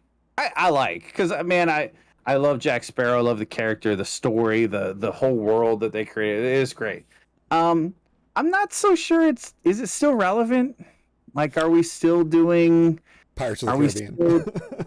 Yeah, is Pirates of the Caribbean still a thing? You know, it's kind of like Avatar. You know, it's kind of like, is it? I mean, I guess if you have a pirate game, like, what else would you incorporate, right? Like, so, you know, I am glad to see. You know, it's cool that kind of a smaller, you know, they started off really small and now they're getting Disney licensing, right? So that's kind of cool. Kind of a bummer, like, it's not Johnny Depp's voice, you know, it's someone that sounds very close. It's not Johnny Depp's voice. Like, oh, that kind of stuff always kind of bothers me, you know. It's like I always want the but in the world we live in, I understand it. So yeah. Sea of Thieves is one I could go back to. I think I don't know. It got kind of tiresome for me. And playing, yeah, not that fun solo at all. Playing it alone is just it's really the worst. But if you could get a crew of 3 or 4 and actually go do some things without being attacked and having all your stuff stolen all the time, well, that's pretty good. But most of the streamers I see that play it, they're only out there to plunder. So it's rough. Yeah, Randict and I. I've joined him in a group, and it's fun until you meet up against somebody who has hours upon hours upon hours. Yep, that's like their main game, and they're in a matter of minutes. Your ship's going to be at the bottom of the ocean. They're going to have all the loot. You just destroyed 1,000 skeletons to collect. And you're just going to be sitting there kind of pissed off. And so, I gotta T-Pain played. I got to say, too, Sea of Thieves, I have never played, non-VR. VR has done it to me, but I've never played a game on a screen and gotten motion sickness before. Sea of Thieves, I can only do it for so long because it actually, really? Like, I'm like getting seasick from it.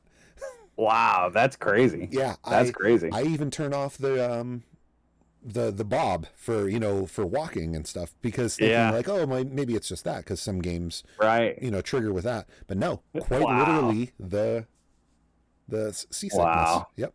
Oh, that's crazy. Yeah, it's bizarre. Oh yeah. Yeah, this is the same way. I played with the Rad Junk crew, and we played it for a little while. Same thing. When a ship's coming, you just know they're coming for you. I can imagine someone like T-Pain playing. There's another. It was a small streamer, but now is relatively big. All he streams is Behaving Beardly. Really cool guy, pretty awesome. I've chatted with him a handful of times, and puts on a really great stream. Totally worth checking out.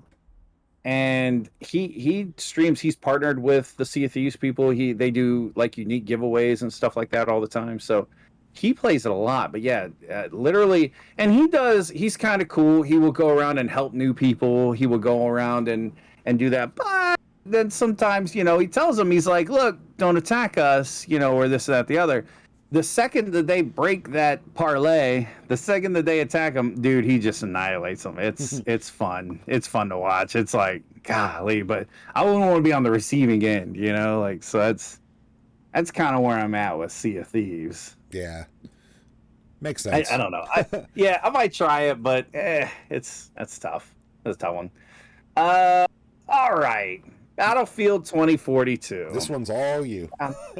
I was so excited. If you remember the last time the last time we had our VODcast, I was cutting the VODcast and I was going to watch 2042. In fact, I think I then later watched on stream some of the gameplay. I'm not gonna lie, people might not like this. I'm a little disappointed. I'm a little disappointed in Battlefield 2042. There's no campaign with it. There's no battle royale. They did say that, which I'm really bummed about. No battle royale. So when you take all that away, now you've got another Battlefield game that looks just like every other Battlefield game. It's the same game modes, it's the same play style. It's going to have more people in lobbies. Supposedly they're going to get up to like 160 something people apparently, which is cool, I guess. But it's the same gameplay, which I mean, the gameplay is good. It's fun for Battlefield. The Battlefield modes are a good time. I always remember because I preferred Call of Duty to Battlefield when in their heyday, right?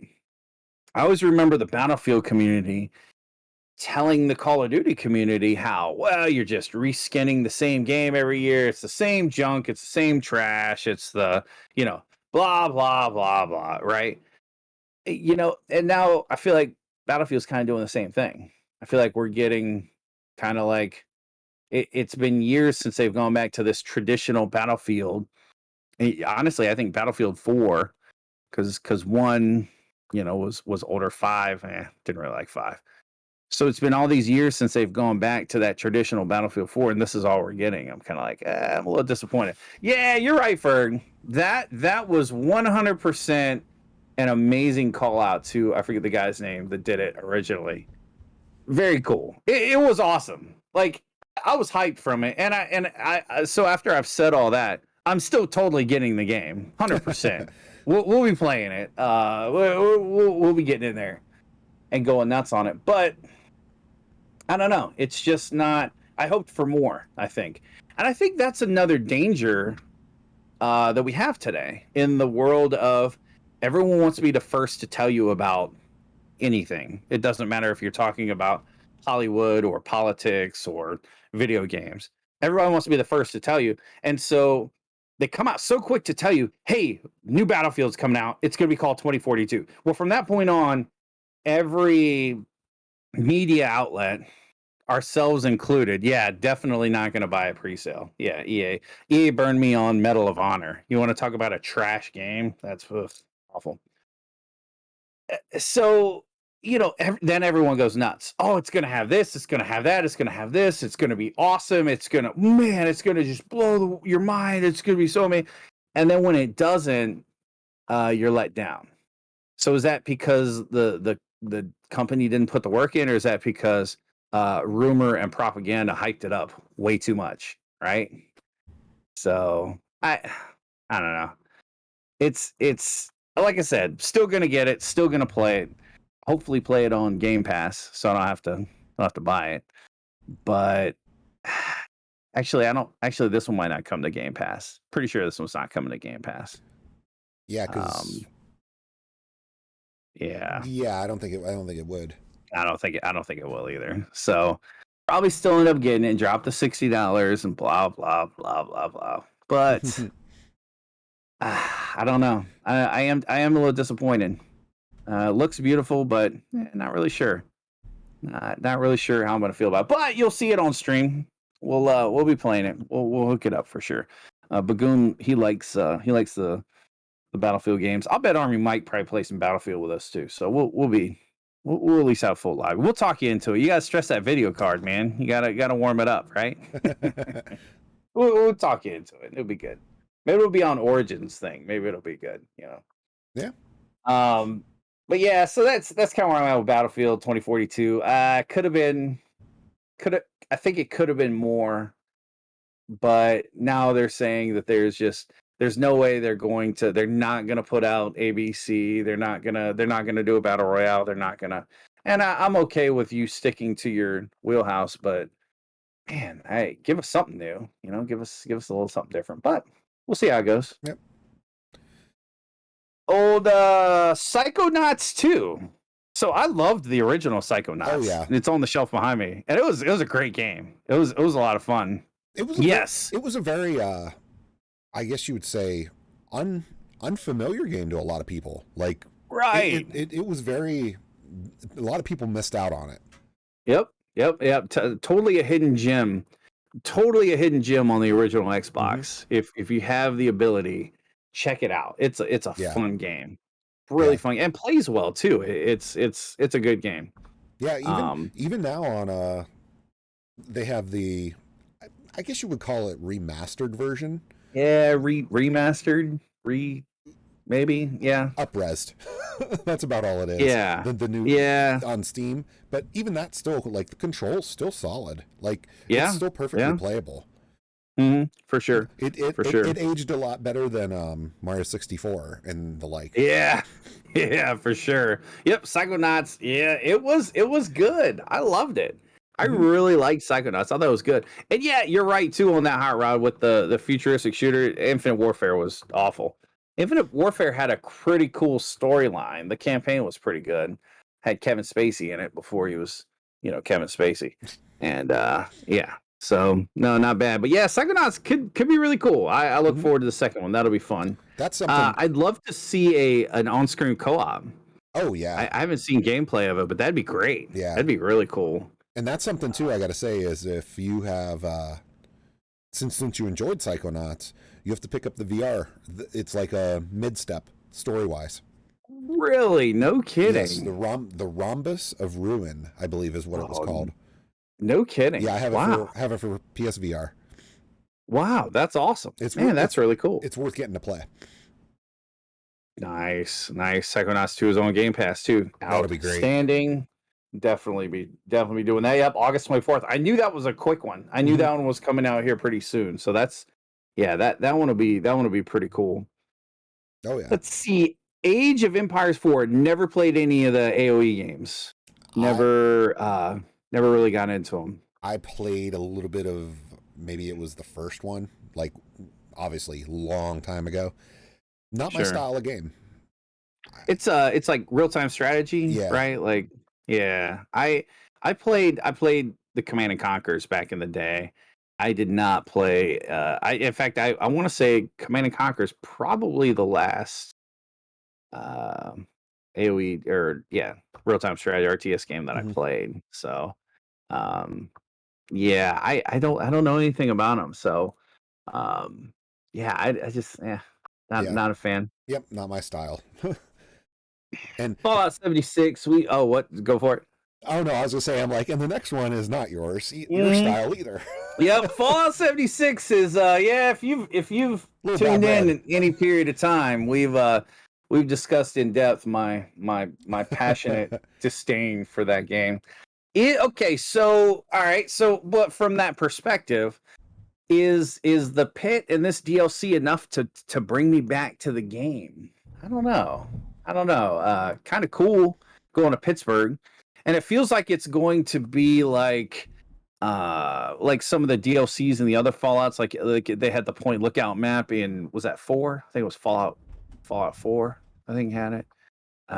You can go to the Point Lookout, so it's going to be like a remote area where you can do things in, but it's not part of the open world. I assume that's how they're going to do. They're going to do that. But Fallout 3, it was 3. It was 3. I almost said 3, and I was like, because 4 didn't sound right, but yeah, you're right. Yeah, it was 3. That was always cool because where I lived in Maryland was Point Lookout, because Bethesda was just up the road. They were like 45 minutes up the road. Oh, that's cool. So Point Lookout we actually had a work site there at Point Lookout, so it was really cool. It was good. Middle Earth 2. Yeah, I remember that one. So I might have played Middle Earth 2. I remember that one. But yeah, no, I really the last one I was really into. And actually, we're gonna fire it up on stream one day. We're gonna break into some old Red Alert, because Red Alert 2, no matter how you feel about real-time strategy, seeing Michael Ironside, there's so many good actors and actresses in the cutscenes, and the acting is so horrible. It's great. It's truly magical. So we're gonna check it out. Yeah, there you go. That's a good link. Oh, but yeah, nice. that Point Lookout is where they based the Point Lookout expansion on. The expansion went a little went a little video game-ish. They took liberties, but it was good. It was still cool. There was still some points that you could see that was recognizable in the game. So it was really neat. Oh, that's cool. Kind of the only time I've had a video game thing around where I live. So that was pretty neat. But yeah, so you've played a little Fallout 76. What do you think? You're gonna try out the pit? To be honest, probably not. Yeah. Unless the I don't know, unless the DLC comes through Game Pass. Oh yeah, because that's true too. That's how I tried out 76 was Game Pass. So right. I'm not I didn't get big into the game to where I would be buying the DLC up, I guess you would say. Yeah, sure. That's another one of those too. Like if we had a group that was getting in on it early enough, or even later, mm-hmm. It's a much funner game, I think, with friends. It's funner to play as a group, building up your camps and bases, going to defend things and gather resources and help each other. It's so much funner that way, I think, than in person. But I think Randic, we was playing some Fallout 76 for a while. I think that's the last time I saw. I kind of followed a stream. Yeah, he was doing Fallout, and then had some pretty cool. Loved seeing the base and stuff. And I there were so many aspects of the game I really enjoyed. I got burned, man. Couldn't go back. Couldn't go back. Give it another shot if they would allow cross saves. Yeah, that's true too. That is true because you work so hard on like the Xbox on console, and then you got to start over on PC, and especially like Game Pass, like. That's got to be the next evolution, right? You got to have cross saves, I would think, but yeah, I was the same way. I played on Xbox, and yeah, I would much rather play on PC. If I fired up PC, I'd have to restart altogether. So it'd be that would hurt. That would be kind of rough. Let's see. Party animals. I know nothing about party animals. Not a thing. Party animals. I don't even remember seeing it. Like I'm like I watched it and I don't remember it at all. Party animals immediately came to mind is a more battle royale based Fall Guys. Okay. With the little cartoony, bubbly characters that kind of ragdoll control. PvP on each other a little bit more though. Okay. I got you. Fall Guys was one. I played it. I had some fun. I was the first guy to jump for the flag or the crown to win like 3 times, and then I vowed I'd never play a game again because I'm like, oh my god, it was so maddening. Mm-hmm. So maddening.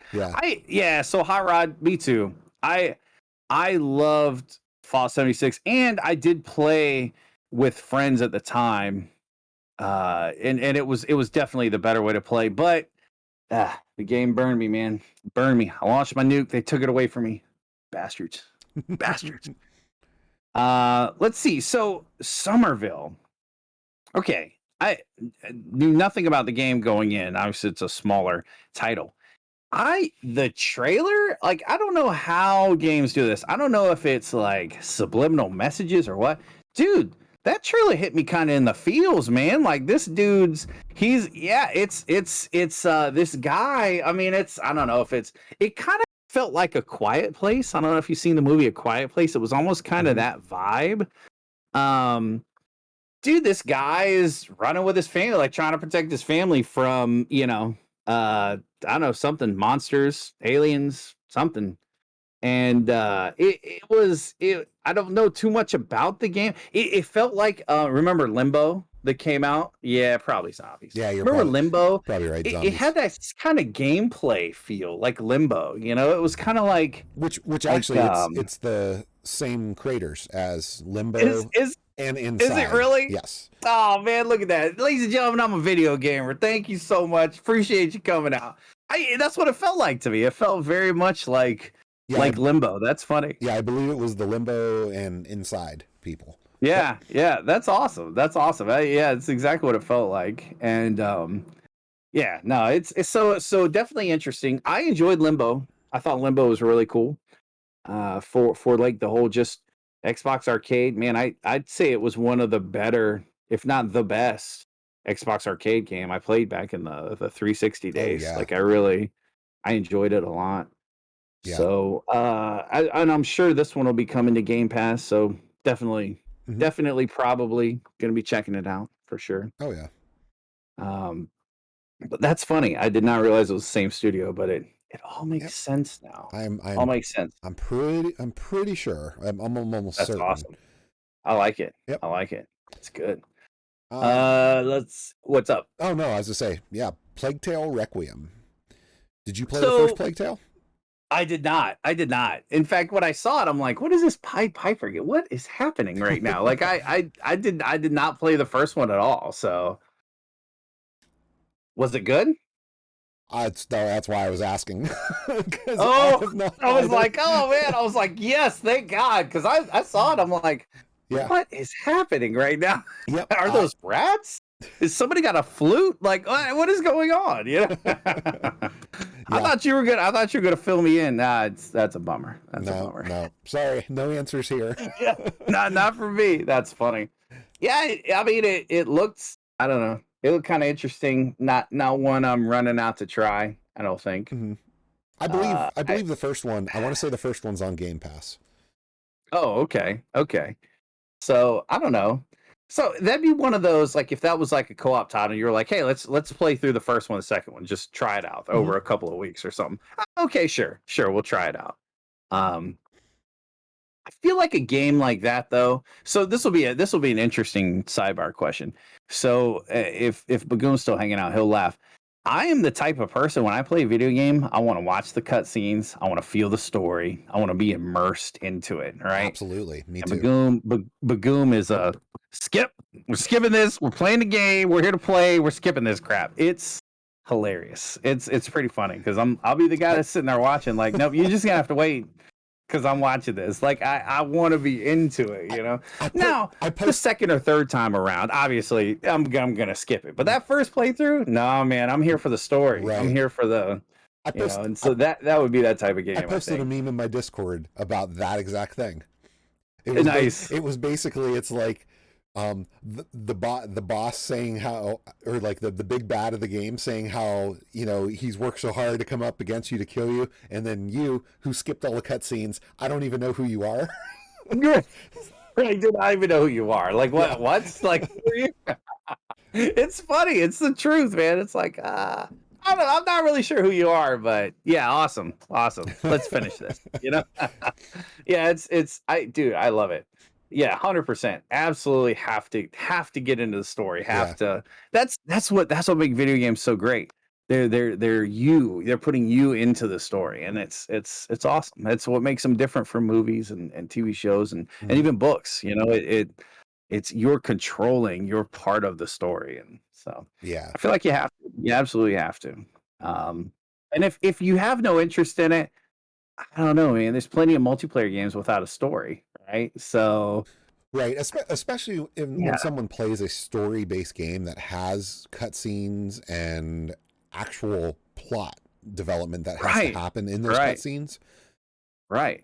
You gotta do it. You gotta do it. Because I've seen people who are the kind who just rush right through and then be like, I don't know, I didn't really care for that game. It's like, well, you probably didn't even pick up on the story. Right, right, You right. kind It's of like fast forward. yeah, yeah. You skipped all the good parts, Yeah. man. It's like so there was a Tarantino. Hey, real quick, RD3, thanks for the follow. I saw it a while back, but I really appreciate it. Thank you. So there was a Tarantino movie. It was a horror movie. It was I don't know. It was I forget what it was, but there was a part in the middle of the movie where the cop and the protagonist antagonist they were just hating each other, and they're all, you know what you did, and I'll never forgive you, and it's this and that the other. And then what Tarantino did, because it's Quentin Tarantino, he had the screen sort of, you know how the film would get eaten up by projectors back in the day, and they'd have to switch the reels out or splice the film.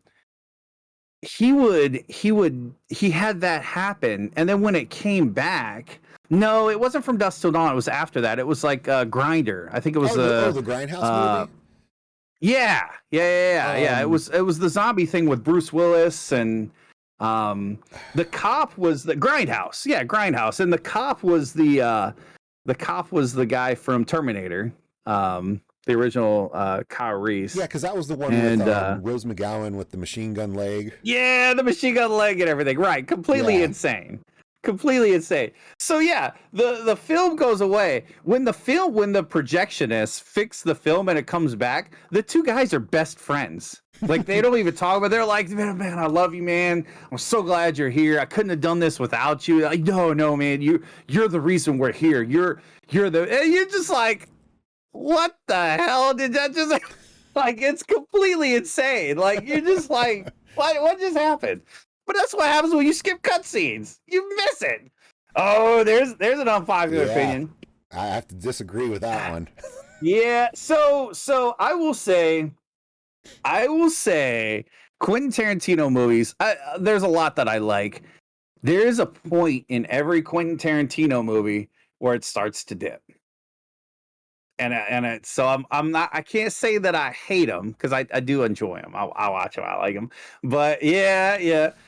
But there's a point in every Quentin Tarantino movie where it gets a little too Quentin Tarantino, I think. It's like, the movie's going along really cool. It's a pretty awesome story. And then Tarantino's like, okay, guys, we're trying to mess some stuff up here. Let's do it. Let's burn this place to the ground and let's just go crazy. And I'm like, so I'm not a fan of that. But you need LSD to watch it. Wow, that's impressive. Hey, Quentin, if you're in chat, just speak up. Defend yourself. Don't worry about it. I'm ready. That was good. But yeah, so cutscenes are important to me. I feel like that is. He absolutely probably was at the worst mushrooms. But yeah, that Plague Tale is definitely one that it's a cutscene driven. It'd be fun to co-op. Type to play through the story and kind of enjoy it with chat. That might be kind of neat. And I mean, I may be wrong, but it strikes me as the kind of game too that once you play through it once, there's probably no replayability. At least to me, because of the story driven of it. Yeah. Once you play it, you kind of but yeah, I felt that way with like Last of Us. I enjoyed the game. I didn't enjoy the stealth aspect. I enjoyed the game. I enjoyed the story. In fact, if it wasn't for the story, I would have quit the game long before I actually ended up finishing it, but that's cool. Yeah. Let's see. What else do we got? Slime Rancher 2. So I think I've seen Mr. Moss play Slime Rancher. It's fun. That's all I know about Slime Rancher. I know nothing about Slime Rancher. I mean, I don't even know how you would describe it. Right? Quite literally, you're in a world where all these little slimes exist, and you basically have to collect them up, put them in pens. You have to go collect specific food for specific slimes to eat, and they will spawn new mutations of them, and You are a rancher of slime. Exactly. So exactly. There you go. But it's one of those games, like I would put it there with like Minecraft. As far as it's the kind of game that you could just kind of play leisurely and enjoy. Yeah, cruise control, A to B to Right. Yeah. Like it's the kind I could see myself doing multitasking. Like have some show on or something that I'm kind of half watching while I'm playing that on like if it was on the Switch, for instance, if it was a handheld, I would absolutely do that. Awesome. Okay, Harvest Moon. There you go. Yeah, Animal Crossing, maybe kind of that style. I got you. Telltale games. That's the truth. Like some of the story, the Walking Dead Telltale games, I enjoyed those because it was at the height of where I was enjoying Walking Dead, and it was a cool storyline to follow.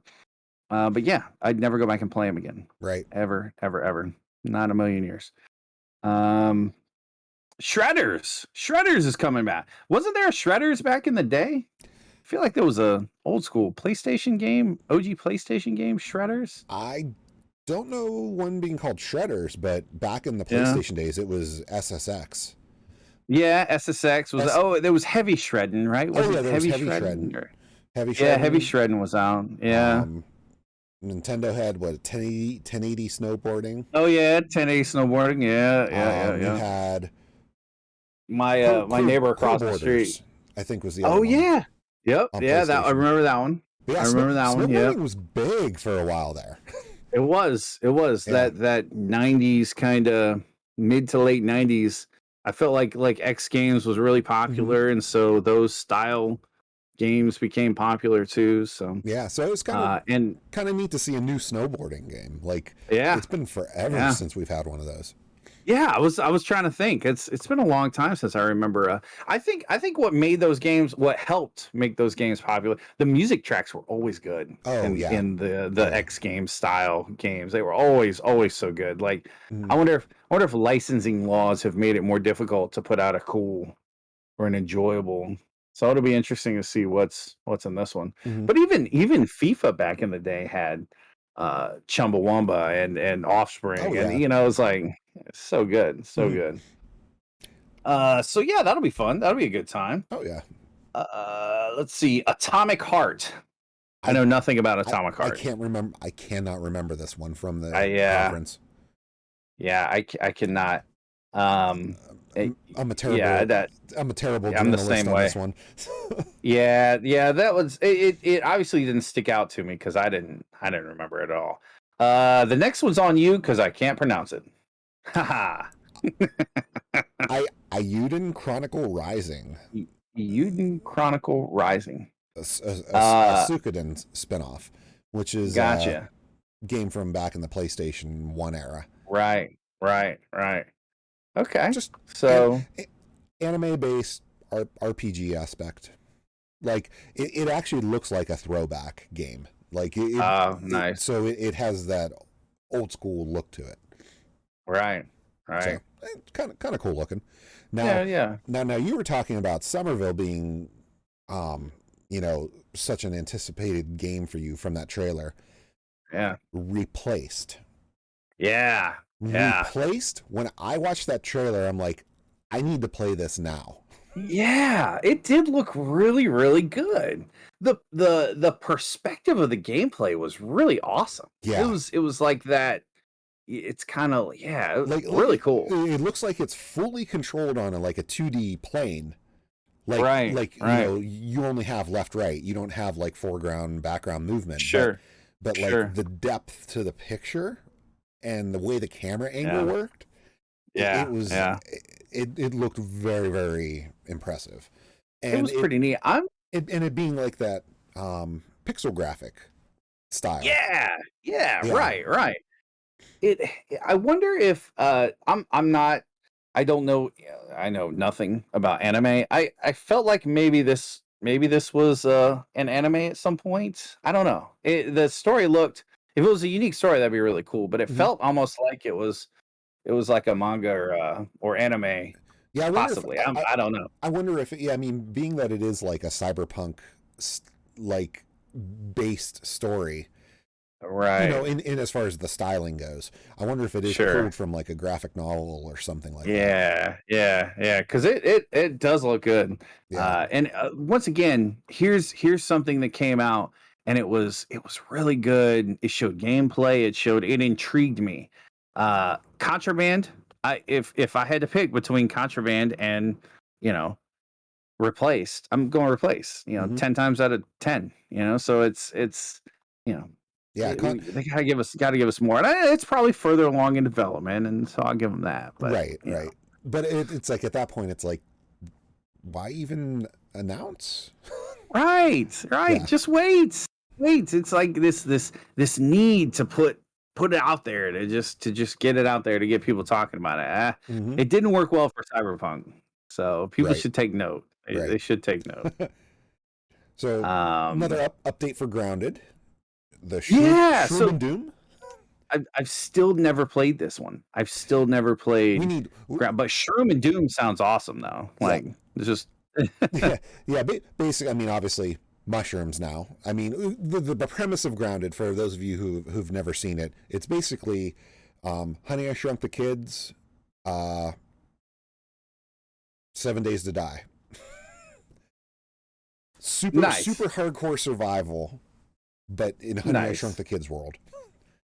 That's pretty awesome. And to where, you know, you have to deal with like killer spiders and fighting other bugs and stuff. And yeah, I mean, it's something that we're gonna have to play it someday, I think. Yeah, I wouldn't mind firing it up. That'd be cool. Yeah, I have not played it cool. since Arandic and I played it back when it first hit, and right. It was kind of limited then because it was obviously, I mean, it's still like, I guess, considered a work in progress. Sure. Which that's early access games. I kind of wish you would just wait until your game's complete. Yeah. But yeah. Because I have seen games that, so they have that format where, okay, so our game is in alpha, right? Which nothing before an alpha should ever be released to a public at a charge, right? So I've seen alphas come out, and then you can get in on the alpha for $5-10. The game when it releases is going to be $60. I'm more okay with that. Because then it's almost like they're crowdsourcing some funding to help them, you know, potentially get through. And it kind of helps them steer the development of the game too, because if they are openly taking feedback. Exactly. They get to understand and see what happened and things like that. So I'm almost okay with that, but I don't know. And I think Grounded, to me, Grounded kind of gets a pass for the most part because it is on Game Pass. So it's not like I went out, I bought the $40 game or $60 game. Yeah. And they just keep updating it. I already have the subscription, so I grabbed it. Sure. Let's see. Hot Rod. No, I don't remember Tug. What was Tug? Do you remember Tug? I do not. I don't remember Tug. Do not remember Tug. I hope you tell me though it's a boat game where you're a tugboat. That'd be awesome. As long as you don't have to jump from tugboat to tugboat. Right. So Among Us with 15 players. Okay. I played Among Us with a group of people that I consider friends. There was 8 of us. Yeah, Tug of War. Yeah, nice. That's a good one too. It was chaos. It was pure madness with like 8 of us. I can't imagine 15. Like that would be pure insanity. Yeah, you figure it's what? And new map and 3 killers. Yeah, right. So and that's kind of cool. But man, you're gonna lose some friends over that game. That's it is fun though. It's a good time. Early access promised to be next Minecraft. No. Yeah. And they get you because in the fine print is, oh, by the way, we might not finish this game. So yeah, that's true. Yeah, I almost don't pre-order anymore. And, you know, I can't think of the last game that I pre-ordered, especially in this digital age. There's no need to. I've done the pre-orders, like for instance on my Final Fantasy remake, Final Fantasy 7 remake, because I bought the physical and I want it. Yeah, if I want a special edition of it, I'll pre-order. Special editions, yeah. But other than that, yeah, I'm the same. Yep. And early access, if it's a game that I'm hyped about, I'll get into early access. Other than that, dude, I've had some full release games burn me and think that, gosh, I don't even want to. I don't even want to deal with that, you know. And then now you're talking early access. I guess at least you go into early access with that knowledge, so it's not as bad. But the Untitled game. Oh, that's hilarious. Yeah, that's pretty funny. That's pretty good. Wow. Let's see. The Ascent. I don't know anything about The Ascent. Remember that I remember The Ascent. Yeah. I don't remember that one. I Uh, yeah, but yeah, I don't remember that one from the show. yeah, I can't visualize it. Xbox did well. Yeah. I enjoyed the Xbox presentation. I enjoyed the way they put it on.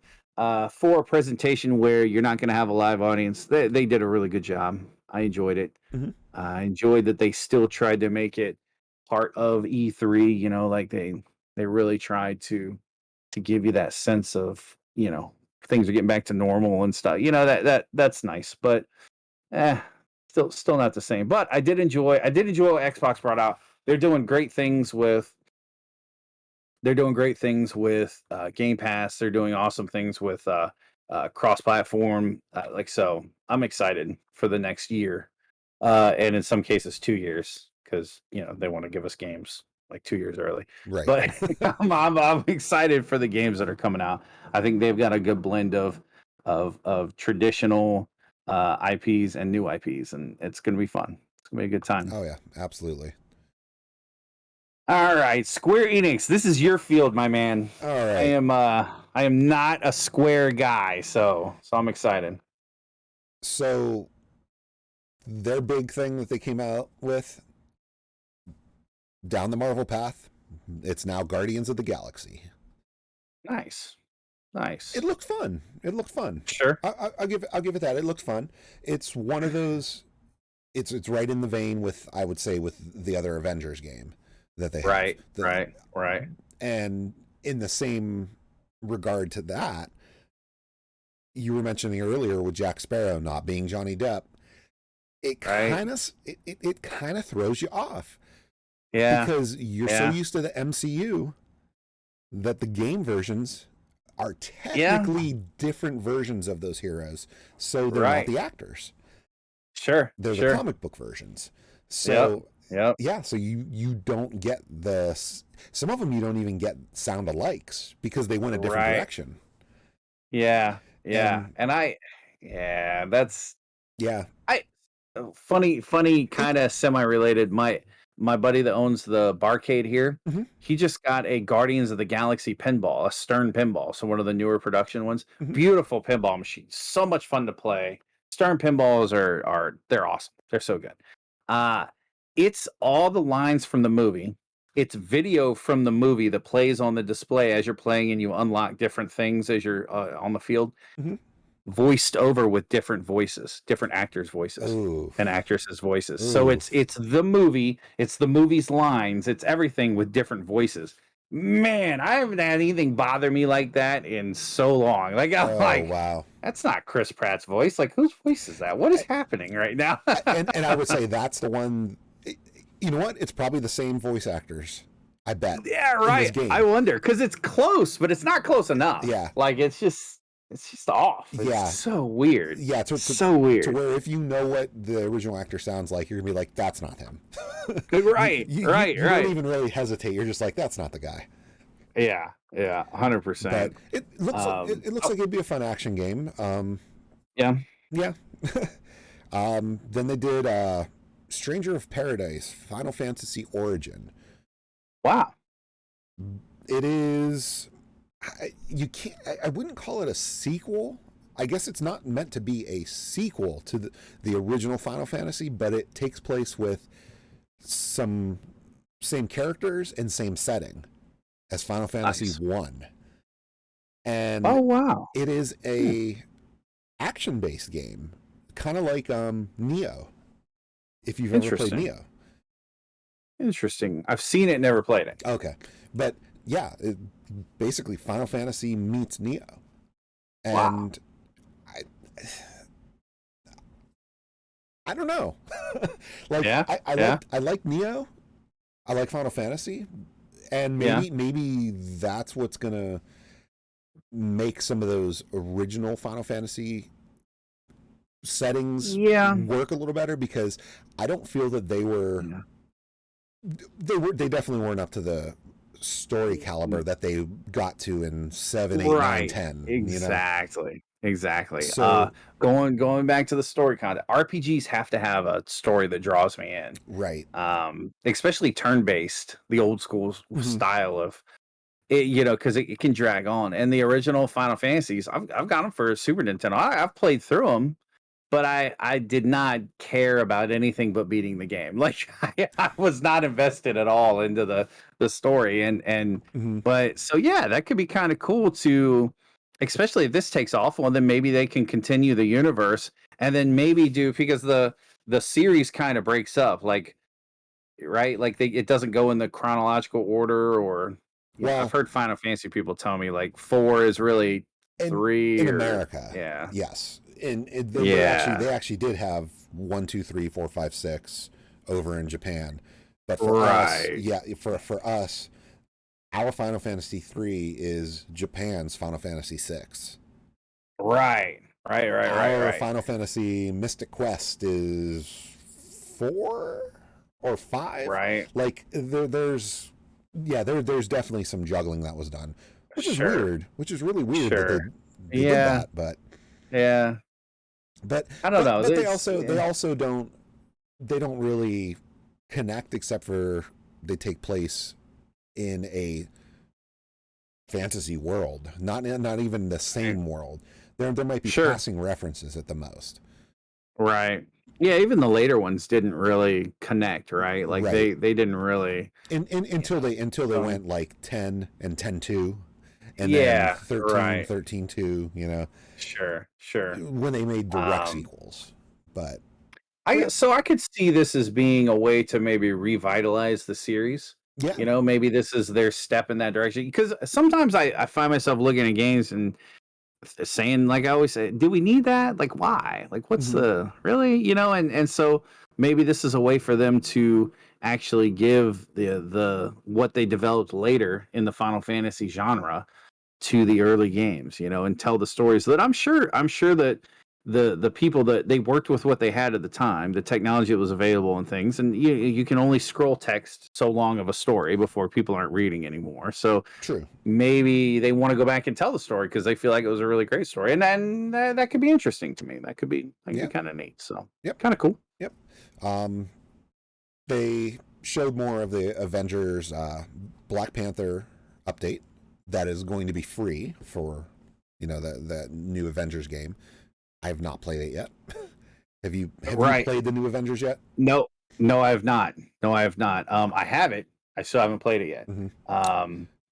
Not a whole lot. But to say. It looks great. But yeah, I guess not a whole lot to say about that. I mean, it's an expansion that's coming for it. Right. It is free, so I'll give them that.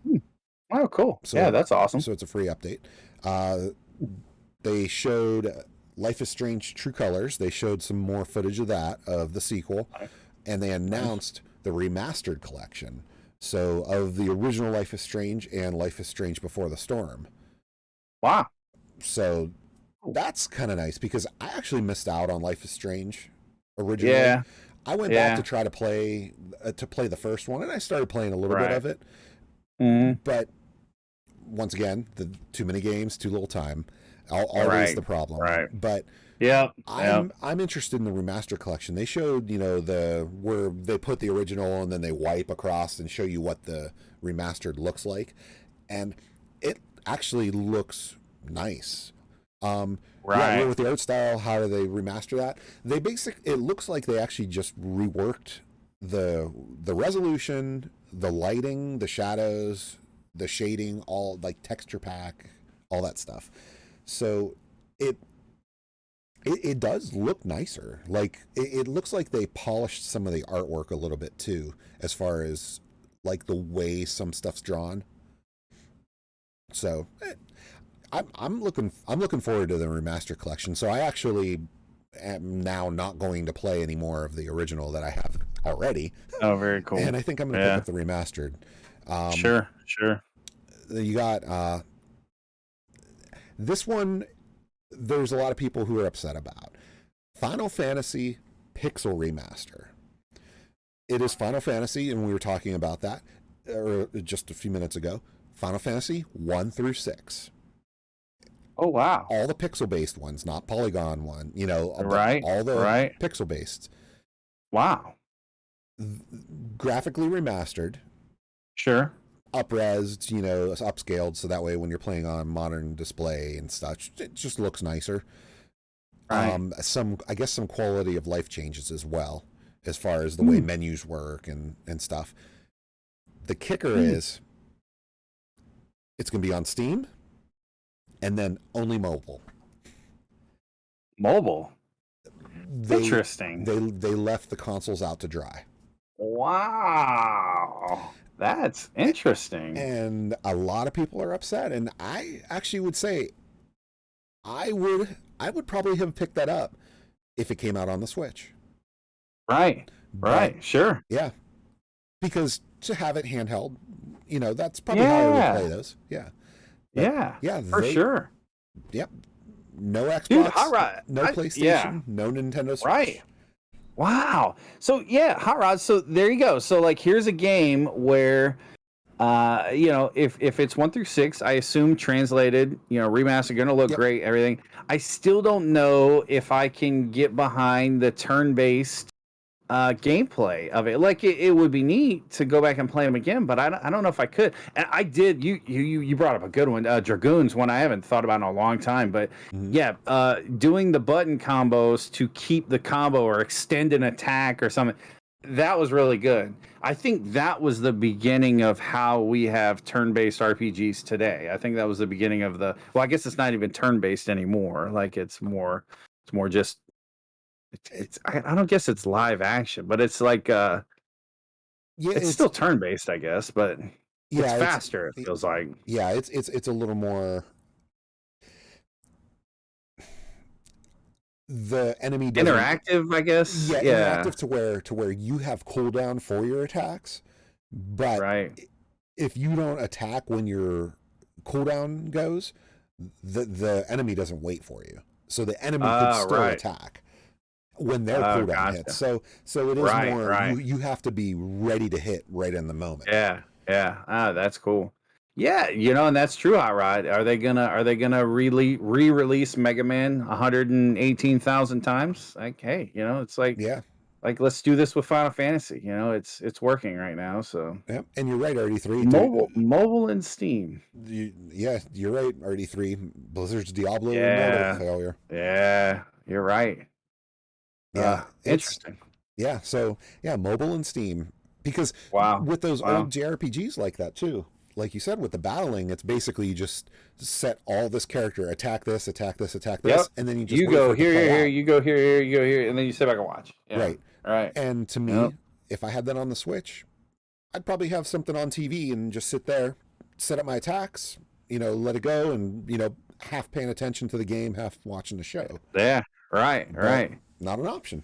I mean, I know, but they're kind of going for that. Yeah, sure. I could see it. But I'm not going to sit at my PC and play Final Fantasy when there's, like we've talked about, a billion other games I haven't played yet. You know, like I don't know. Yep, that's not flowing up. And then they showed Legend of Mana, so another entry into the Mana series. Oh, okay. Not a whole lot. Is this a new game or a? I'm not super versed in the Mana series, but I think Legend of Mana is new. Awesome. Or at least new to the US. Right. Interesting. No. I take that back. It's actually a remaster of a PlayStation game from '99. Yeah, I was gonna say I remember a Legend of Mana game, but I didn't know if it was the same. So okay. So what it was is because they did the Mana trilogy. They did the remaster of. Then they did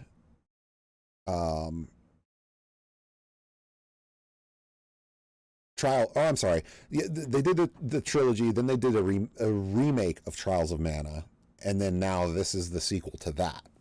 So this is the fourth. Yeah. Okay. Gotcha. I had to look it up just to be clear on that. Yeah. No, that's good. Yeah. So, RD3.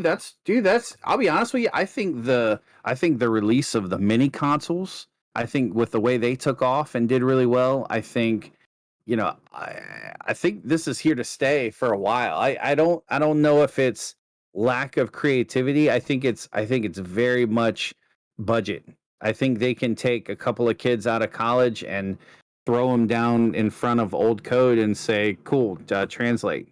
Bring it up to speed. Rebuild in this engine, and and then have like their main team doing other things." So, um, yeah, it's kind of interesting. Yeah, for sure. Yep. And that brings us to Nintendo. Yeah, so Square Enix was kind of small. Yeah. So yeah, I guess they didn't really bring a lot out, huh? That was No, I didn't catch theirs. So yeah, during their show, they spent the most time on Guardians of the Galaxy. Like they actually had a lot of gameplay that they showed. right, Like they had the Oh, that's trailer, cool. cut together and stuff, but then Oh, a nice. lot of the actual I imagine where if it was actually in a theater, it was somebody sitting there playing, how they always do that, Sure. and then you're just watching on the screen. That's what it would have been. But that's cool. yeah. So they did an actual E3 presentation. That's crazy. pretty much, yeah. Yeah. Pseudo actual E3 one. But, Crazy. Yep. Then we got Nintendo with their Direct. Oh, Nintendo. I ended up I live streamed this one. Yeah. When it was on, so we gave that a watch. Very cool. Yeah. It was a solid show too, like the Xbox, I would say, in my opinion. Nice. Once again, no Switch Pro. Yeah. I tempered my expectations. I really hoped and wished for one, but yeah. Why? My thoughts on that. Why would, in the reality of it all, why would Nintendo say, here's some new hardware when their hardware is selling just fine? Yeah, exactly. They're not slowing down. I really think we're gonna see Switch Pro with Breath of the Wild too. I think that's gonna be a really good time for updated hardware. A beautiful game. I could just imagine a Switch that looks like a Sheikah Slate, I could see it. Yeah. Right. Yeah. Marketing magic, right? Yeah, they do love branding their designs to like whatever game's big. Yep. So I could see that. But yeah, I was with you. Not really surprised on it. Yeah. But yeah, but they did show Breath of the Wild too. And they showed a little bit. Yeah. A little bit. Yep. And I'm excited. I know for sure, 100%. Especially it literally rekindled my want to go get back into Breath of the Wild. But again, it's a long ways out, and we got like a little morsel, and it's like, come on, guys. I will say for Nintendo, they do these once a month. They do their Nintendo releases. A quarter, maybe. Yeah. I mean, their general directs seem to be per quarter. They'll do like a special one that's like Pokemon only or Smash only, but the one that encompasses everything, I'd say about a quarter. Sure. And I'm probably wrong. And I was gonna say if they're going to be giving us updates, like that would be kind of cool. But just to give us what they gave us, I was a little disappointed. I'll be honest, I was kind of disappointed from all of their release. I wasn't a big fan of what Nintendo brought out. I was kind of I was kind of bummed. I thought that we would get more. I thought we would get more in the realm of specifically Breath of the Wild. I thought it would be further along. Switch Pro, I did think something. Well, we'll get to Metroid, but I was a little like, really, like, but we'll get there. We'll get there. So they opened with their announcement of Kazuya coming to Smash Brothers. And that was a cool opening. And at first, it clearly they were going for Breath of the Wild 2 tease to kind of nudge you and be like, oh, look, it's Ganondorf. And then he gets thrown off the mountain, and then you're like, oh, it's Kazuya. Okay, this is Tekken. Yeah. Wait. What? Yeah. Because at first they were like, oh, it makes you kind of think, oh, Breath of the Wild? But yeah, like, oh, here we go. Yep. And then they teased you. They trolled us all. yep, It was good. I got Yeah. I gotta say though, I enjoyed Kazuya throwing character after character after character off the cliff. pretty funny. Yeah. And then Kirby. Kirby. And Yeah. he floats away. Just yeah, that was good. Drops him like a palmed basketball. Yeah, it was good. It was good. But yeah, Metroid Dread. I'm excited for Metroid Dread. So I'm not excited for Metroid Dread. I love Metroid games. They're cool. They're a lot of fun. I think it's the Metroid that we weren't looking for. Yeah, I know. Everybody wanted Prime. I think Prime was the I don't want to say obvious choice. I would commit more to that, but people didn't like that play style, so I yeah, like I said, I'll play it. I love Metroid games.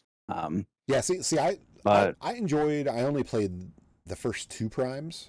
I never played Prime 3, but I gotta say, I think I'm more excited for now when they showed Dread. I like the 2D side scroller. 2Ds, side scroller, yeah. No, going back to its roots, I like it. Doom Slayer getting into Smash, that'd be interesting. Yeah, boy, that'd be something. Holy cow, little OP, little OP. There's another title that I didn't play a lot of. I didn't play a lot of Smash. I played Melee on GameCube. Was probably the one I played the most, but yeah, I didn't play a ton of it. Yeah. I've Smash Ultimate, and it's like I play it sparingly, I guess you would say. Sure. When I first got it, I played the heck out of it, in trying to unlock as much stuff as I could, but never, ever, ever once took it online. I've never taken it online. Yeah. Because I have no interest in getting my butt kicked by someone who has right. A year's worth of experience under their belt. Yep. I go to these Smash tournaments locally, man, and man, these guys, and I say guys, like most of them are much younger than me. Man, it's just pop. Thanks for coming out. Like it's like holy crap, man! I don't even know what was going on. Yeah, that's one game. That's one game series I would have liked to have seen. I know they said they weren't doing F-Zero because until they came up with a good plan for F-Zero. Right. I would have loved to have seen a tease of F-Zero. Yeah. And Star Fox too. Oh yeah, and Star Fox. Let's see. Mario Party Superstars. So this should have just been DLC. Yeah. This should have been DLC for the existing Mario Party. Yeah, for real. Yeah, for real. 100%. Especially since I believe it only contains 5 of the boards from the N64 era. Right. Yeah, definitely DLC. This should have been DLC. I don't know. Am I going to get it? Probably, because me and the family enjoy our Mario Party. Yeah, but it's fun. Yeah, it's fun to play. Fired up with the kids. Yeah, it's not bad. But I'm with you. I would have gladly paid like the $30 or $40, like how a Smash pack costs, to get that for Mario Party.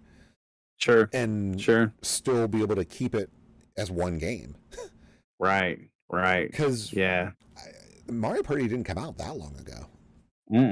Nope, not at all. So, but so Superstars, you got the N64 tables. It's not pinball. Yeah.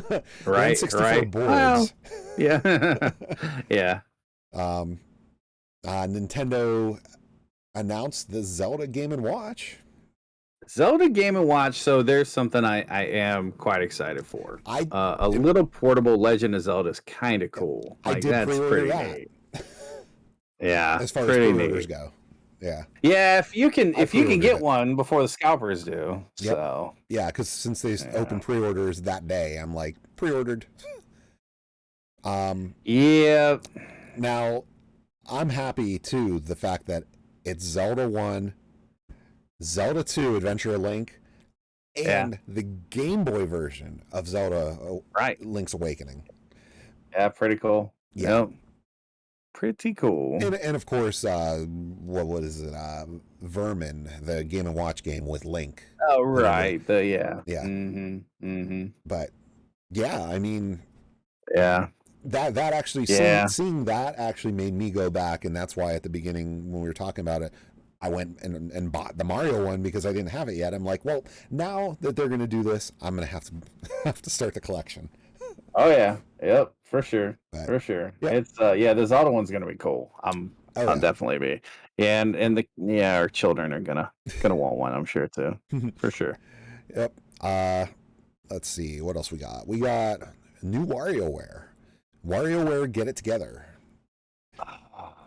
Man, so you ready for my unpopular opinion? You don't like WarioWare? I don't like the mini game. I don't know. It's not my thing. Yeah, not really my flow. I played the heck out of WarioWare on the GBA and on the DS.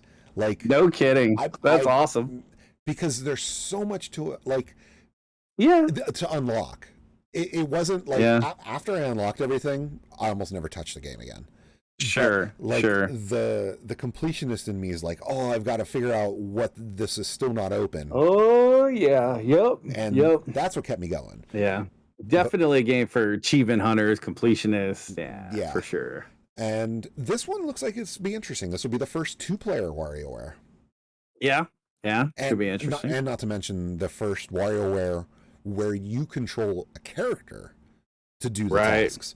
So right. Like, I'm excited for more WarioWare, but I'm not sure if this is going to be the WarioWare I want. Yeah, like, sure.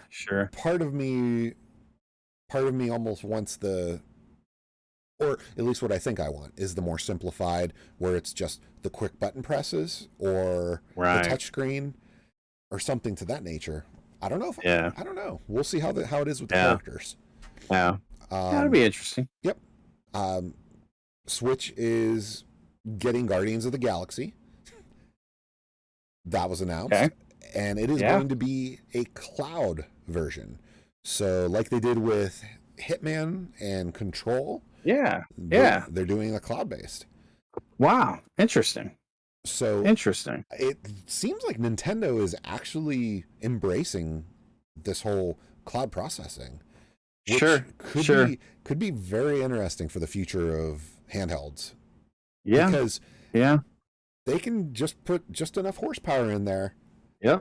Yeah. To be able nobody wants to carry around a hard drive, So that's interesting. Very interesting. Yeah, because I mean, we've seen what cloud gaming can do as far as pulling off performance and such. Theoretically, if Nintendo wanted to and CD Projekt Red wanted to, they could be like, here's Cyberpunk. That's true. On the cloud. That is true. Yep. And that's true. It could theoretically be a superior version to the console version. I don't think that's theoretically. I think that's probably a fact. Well, no. I mean, even compared to PS5 or Xbox Series X. Sure. Because they can have in the cloud processing what is the full blast high end, short of the resolution. Yep. But all the bells and whistles of the PC version. Yeah. And have it. That's interesting. Yeah, exactly. Yeah, Stream machines. I hope that kind of takes back. Yeah. So I mean, that being the case, it's like that could actually be where Nintendo starts competing again with current gen stuff. Right. If they're like, oh yeah, here it's this little lightweight handheld, but here's this AAA title pushing all this quality.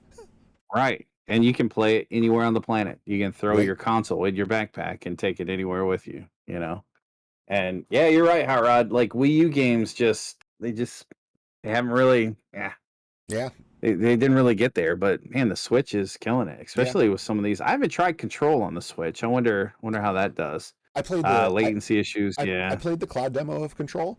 It to be honest, what it really feels like playing is it feels like how when we do the Steam Game Share. Oh, right. To where I didn't feel. I mean, it did not feel laggy control wise. Sure. Control, no pun intended. Ah, It did not feel laggy, but right. it did the thing where when stuff got super busy on screen, you could see the bit rate a tiny bit take its toll. Sure. But Right. because it's only 720p, well, I was playing handheld, so because that I was only seeing 720p, it didn't really take that much of a hit. So I don't know. I mean, Interesting. It there's definitely potential to be had there. Interesting. But yeah, so Guardians of the Galaxy, that'll make its way there.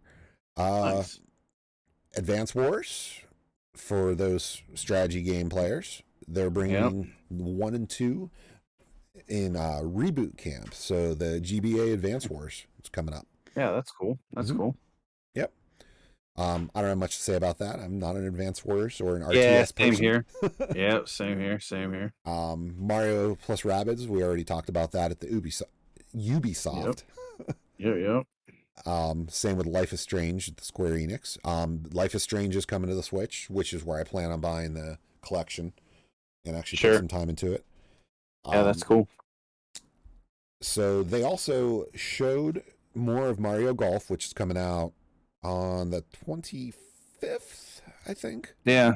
Couple days. The interesting thing with that, now I wonder if they're going to stick to this way. Unlike Smash, they say it's going to get free updates, which includes courses and characters. Wow. That's pretty good. I hope that's it. Right. It stays true to that. Right. Mario golf games have always been good. All the Mario sports games, tennis, golf, they always been pretty good. You know, always well done, fun to play. Oh yeah. I take it to like the sort of the modern day, like Hot Shots golf back in the day was fun. It was a good time. Yep, good, so good. Not too crazy complicated. You could just sit down and play a fun game of golf. And Mario Golf is like that, so that's cool. Oh yeah. Cool. Yeah, I'm looking forward to that one. They announced these next couple aren't really my style, and I don't know if they're yours, so I don't really know a whole lot about them. They announced a new Fatal Frame game, Maiden of Blackwater. Yes.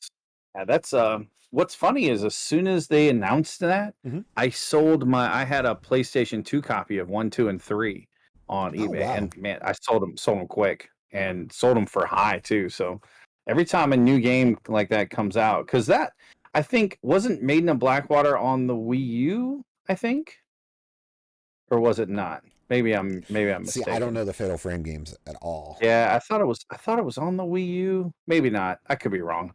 But yeah, so no, when they came out, the horror genre doesn't really. I don't really get into it too much. But the Fatal Frame games on PS2 were pretty good, pretty solid. Good jump scares. So yeah, I might have to check. Could be interesting. Check those out. Yeah, it's pretty good. They're pretty solid.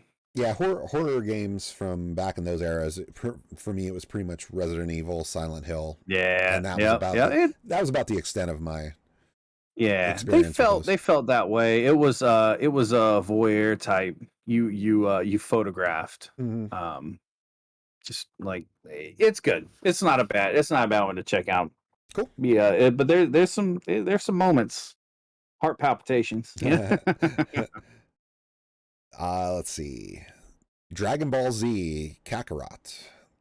Not a Dragon Ball Z guy. Yeah. So not a. I wish I was a Dragon Ball Z fan because there's clearly a lot of games out there for it. Yeah. Fighting games for me, I always like Street Fighter. Street Fighter was my go-to since like Street Fighter 2. Yeah, I always loved Street Fighter all the way through Alpha and so. Yeah. Now this one I'm excited for. Super Monkey Ball, Banana Mania. Super Monkey Ball. I got a guy, buddy of mine that works at a game store. He is a Super Monkey Ball just guru, Jedi Master, whatever. That game pisses me off, man. Like, I am awful at that friggin' game, and it's like I don't care which version you throw in, I'm like woo woo, and I'm dead. You know, it's like so I'm like, this game, but they are quite fun to pick up and just play. It's Mhm. the old marble puzzles and stuff. It's the same. It's the same concept, Mhm. and I do look forward to. So, is there a Super Monkey Ball right now on the Switch? There is. Okay, so Yes. that control scheme, does it just use the tilt and everything I think you can with use the the motion like the motion control or the Mhm. analog stick. You can choose. Oh, cool, cool. Because I could see that would get tough. You're kind of doing that, and you bump into something or something. It Mhm. just yeah. But no, that's neat. Yeah, a lot of people are into some Super Monkey Ball. Yeah. My daughters love it. They're huge fan. We always had so much fun back on the GameCube era with the mini games because like Yeah. Super Monkey Yep. Ball, like the bowling and Yep. other mini Yep. Yep. games. Oh yeah. I think Oh we yeah. played the mini games more than we played the actual puzzles. Right. Yeah. Right. That's funny. That's funny. Yep. Let's see. Shin Megami Tensei 5. Yep. I'm not a fan of that line. Yeah. I never played them. I like the spin-off. I like Persona. Oh I right. enjoy the Persona games, but Right. the original Right. Shin Megami Tensei, Yeah. I can't. I never Yeah, I never got into can't them. say I've really. Yeah, I haven't really gotten into it. I don't dislike. I just Sure. never got into them. Right. Um, The Persona games were I could probably get into those. They're stupid expensive now. It's really tough to get into something that's that pricey. mhm. But Yeah, it's nice that I think you could get 3, 4, and 5, or well, 3 and 4 I think you could get on Steam. 5 is PlayStation exclusive, and then 1 and 2 only the retro. I don't think those were right. ever Yeah. re-released. No, I don't think so either. So Yeah. it's still fragmented as far as where you can Right. play them all. Sure. Sure. But yeah, I mean, so yeah, new Shin Megami Tensei. So Right. another game I never really got into, Monster Hunter Stories 2. Yeah. Same here. Never gotten the Monster Hunter series. Yeah, yeah, and it's just one of those just never caught my interest. Yeah. Let's see, Switch is also advertising Just Dance 2022 coming to their console, and we kind of figured that was going to happen. Sure. Sure. They're definitely hitting a lot of these niche titles though, because Yeah. Danganronpa is another one. Yeah. Another Yeah. series I've Mhm. have zero experience with. Right. It right. is Danganronpa Decadence, which is a collection of, I believe it's the first 4 games coming to Switch. Wow. So I guess if there's a time to ever try playing, Yeah. There you go. Exactly. there's your way into the series. Create a whole new fan base. Yep. Yep. Yep. And then this one I'm actually kind of excited about playing. Yeah. Even though it came out on the other consoles prior, Tony Hawk Pro Sure. Skater 1 and 2. So Yeah. That'll be cool. That'll yeah, be cool. play that on the go on the Switch. Oh yeah. And surprised one, I did not expect to actually see this. New cruising game. Yeah, new cruising game. That'll be cool. Yeah, so Cruising Blast. That'll be a good time. Yeah, Cruising Blast. Now, yeah, that'll be fun. That kind of makes me like, okay, please let Cruising Blast do well, because right. I want I want an actual arcade port of USA. Right. Yeah. Not the N64 one. I want the arcade USA. No. Yeah, arcade Cruising USA. Yes, for sure. Yeah. Yeah. Yep. I'm with you. Heck, make a Cruising All Stars. Give us USA, World, and Exotica. Yep. That'd be sweet. Oh man. Yeah, that's like a no-brainer.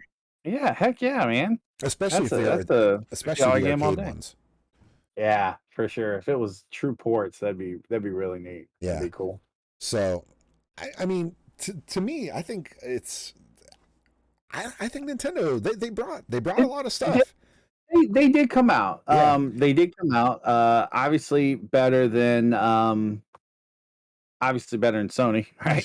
So I mean, hey, I guess it goes back to it was funny. Me and Bagoon were talking about it right after Nintendo's, and he was like, "Man, there's some pretty good stuff." And I was like, "I don't know, man. I walked away kind of disappointed. Like, I was hoping for more Breath of the Wild 2. There were some teasers on Metroid, so I didn't think it was going to be another Metroid. However, I could get behind the 2D side scroll Metroid. That's cool. Mario Party, yeah, I'm with you. Kind of meh. The Zelda, I feel like they're not hyping Zelda like they hyped Mario. That's where part of me is wondering, are we going to have another announcement at some future direct? Because we're only halfway through the year. That's true. And so I could see maybe they want to pace themselves to something like that. So I could see something like that. Yeah, because for Zelda being 35, you figure, so Zelda Game & Watch and Skyward Sword remake. That's kind of it. Yeah, and the Game Watch is cool. Like, I'm totally snatching one, but I don't know, Just a Game Nerd. I don't know. I think Zelda's always going to be there. I mean, I feel like that there's a lot of people that don't like Mario that enjoy Zelda games, you know? And they've had some stumbles along the way, but Breath of the Wild, I think, was amazing. Like, I think it um even on the Wii U, it played so well. Oh yeah. And so I'm surprised it's taking them so long to I'm surprised it takes them so long. Yeah, no, I'm with you. It's like you don't have to, you don't hate Mario per se, but you prefer the play style of Zelda and the puzzle solving and the you know um I think that's my biggest thing with Zelda coming out. I really thought that we'd get more Breath of the Wild. The anniversary's coming up. That like there's just so many good things there to put together and to run with. And I don't know. I didn't get it. So I guess that's where my level of kind of like, could have been better. Yeah, because I mean, you kind of strong though. You figure with Mario too, it's like, yeah, so you had the Game & Watch, you had Mario 35, right? Which, had, if Nintendo's in chat, bring that back, please. That was awesome. Yeah, you had the Mario 3D All Stars. Yep. So I mean, I guess in a way, so that's the bring back of Mario, whereas Skyward Sword is the bring back of Zelda. Sure. I don't know. Part of me, I mean, they're not my favorite Zeldas, but part of me would have almost accepted better if they were like, here's Zelda 64 and or Ocarina of Time and Majora's Mask remastered. Because as a remaster, because Skyward Sword wasn't that old. No, it definitely didn't need an update for sure. And I know on the 3DS they did those two. They did the 3D remaster of them, but you're still on that super low resolution screen, right? It's not hard to It's no, Hot Rod. There was I don't remember anything about Pokemon. I don't remember a blip about Was there anything? No, nothing Pokemon. Yeah, not a single thing Pokemon, and that's another, Nintendo, part of their genre. That was where with Nintendo and their other directs, they usually keep like a Pokemon centric, like they do a direct just for Pokemon stuff. Sure. So yeah, I guess I can see that, but yeah, I don't know. I'll tell you this. I think the winner, if there's a winner of E3, I think it's Xbox. I think Xbox Bethesda came really strong. And I say that even knowing that I'm a little biased because I was pretty hyped for Xbox. I was pretty hyped for they came with the most continuations of IPs, reboots of IPs, and new IPs. They gave us a little bit of everything. Whereas some were reboots, some were continuations. Nintendo did too. Super Monkey Ball is a big IPs, Metroid, obviously. Mm-hmm. Zelda, technically, they did show us a little more Breath of the Wild, so Yeah, because I mean, I'll give them that. yeah, because I mean, putting the marks down on the list. Yeah, you got Breath of the Wild. They showed Metroid, a new Mario Party, a new WarioWare,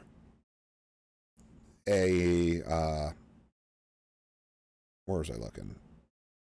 The Super Monkey Ball. Yep. Yep. And I mean, Cruisin' Blast isn't Cruisin', I'm excited for that though. Really cool. Yeah, Cruisin' was really cool. Yeah, and yeah, you're right. RD3, they do it. They do it in all of them. Yeah, just a game nerd. So it's funny because I'm playing through Breath of the Wild now. I'm trying to finish it for the first time actually, because it took a long sabbatical on it. But but yeah, you could. There is so much just moving around, and Stanima was such a puzzle to figure out in itself. Like so frustrating to be halfway up this mountain you got to get to, and then it starts raining. Like Oh my gosh, I I've hated wanted that. to throw a controller like so many times. I'm just like, I can't believe this just happened. Yeah. And but it's you're right though. There's definitely a lot of space. I could have seen them. So I think this was their first dip into open world Zelda. Mm-hmm. Yeah, I know. I need to get the climbing set. I still don't have it yet. So it's I know. I finished 2 of the Divine Beasts. So I was basically at Ganon on the Wii U and then restarted on the Switch. I wanted to beat it on Switch. I didn't want to beat it on Wii U. So I basically started over. But um yeah, I see I don't know. I Open world Zelda is awesome, right? Mm-hmm. I would like to see open world Zelda that grows throughout time, where areas open up or more things are added, or you have a flood that changes Hyrule, or like you could do that, and you could take a Zelda and turn it into the style or like a Destiny or something that sort of grows and expands over the course of years, Mm-hmm. and then 3 years, gosh, it's been how many years since Breath of the Wild came out? Four or five? 5, I think. Yeah. I mean, because it was a launch title for the Switch. Yeah, right. So yeah, it's like you could do a lot with that. So maybe that's the next one we're getting, For 4 years, March 3rd 4 years. 2017. Yeah. Oh yeah, I'm with you there too, Hot Rod. If I have to find another star fragment, I'm gonna choke somebody. Like it's insane. I swear to God, and I get like right over the peak, then it's right there, and the sun comes up and it's gone, and I've lost it. I'm very upset. So yeah, it's so I will say I am biased for sure. Yeah, and the I did not like the weapons. Dude, it felt like the weapons were destroyed and so quickly. It was awful. Yeah, you kind of Um, to ease that yeah, pain, you have to cheese it with your Amiibo NFC tags, yeah, yep, and you shouldn't yep. have to do that to No, take a burden off a no, game. yep. That's what I do. That's how I start playing every day. As I go through like 20 ripped off I mean perfect amiibos. Uh, and just scan them all in, so there and collect everything. Yep. Yeah, it's Except, the crafting element for like the food and the yeah, bomb everything, right? All that was kind of cool. It was good. I enjoyed that, but yeah. and it looks like the new Um one of your new abilities is going to be time rewind. yeah, I saw that. Yeah, it looks kind of cool. Yeah. Yeah, it could be interesting. I think everybody, yeah, I do the same thing. I'm just bomb bomb bomb. I think everyone's caught up on his hair. His hair looks flowing and awesome as he's floating there. So it's like I can't wait to see the hair. It's gonna be amazing. Yep. Um, Breath of the Wild, yeah, the hair physics. yeah, right. It'd be amazing. But Yep. yeah, no, I think I definitely think that I don't know. I am biased towards Xbox. Xbox Bethesda, that's a behemoth, man. Like all those games that are coming to Game Pass. I mean, you're literally gonna have over the next year and a half, you're gonna have 30, AAA titles that you can just play from Mhm. day one. Like, I mean, it's just insane. It's awesome. Um, and some of the games looked really cool too. So I'm excited. I'm excited. E3 and all, I guess for me, E3 was like I said, I'm ready to get back to in person normal. Just Mhm. um, pet the dogs, Nintendo. That's funny. That's good. I I don't know, man. Yeah. Let me just walk up. Let me just do the thing. I don't know. I'm ready for E3 to get back to normal. I'm ready. I'm ready for everything to get back to normal, I guess. But not disappointed per se. Just I miss the days of old, I guess. So Yeah, and I think some of this, I think some of this too, like with game announcements and everything, is just we're it's getting so oversaturated with so many games now yeah, that yeah, there aren't as it's very hard for like some good standouts to sure, really take your attention. sure, Like sure. there's so much stuff, and like we were saying earlier too, they announced 2-3 years before they even are Yep. ready to show you the real game. Right. Right. Yep. So then you start getting expectations, and Mm, it kind of becomes when you finally see it, because right. it's never going to be It'll never exactly what live you up to it. hoped. Yeah, Yeah, exactly. It'll never live up to it. Ever, ever. For yeah. sure. But yeah, Yeah. I think if E3, I mean, to get back into person to where you can actually go to and play the games and try the new stuff and everything. I think that'll be nice. When things start returning to normal. But at the same time, I also think dissolving E3 wouldn't Sure. necessarily be a bad thing either, because Sure. then hopefully there wouldn't be a need to let's show all the stuff just because there's a big show. We got to come up with stuff to show Right. and Right. show you things that are 2 years, 3 years out. There's no need. I wouldn't think they would feel as uh, necessary that they have to Right. come up with something. Sure. Sure. Yeah. I don't know. And yeah, it's definitely become this culture of I don't know. Yeah, it's like everything.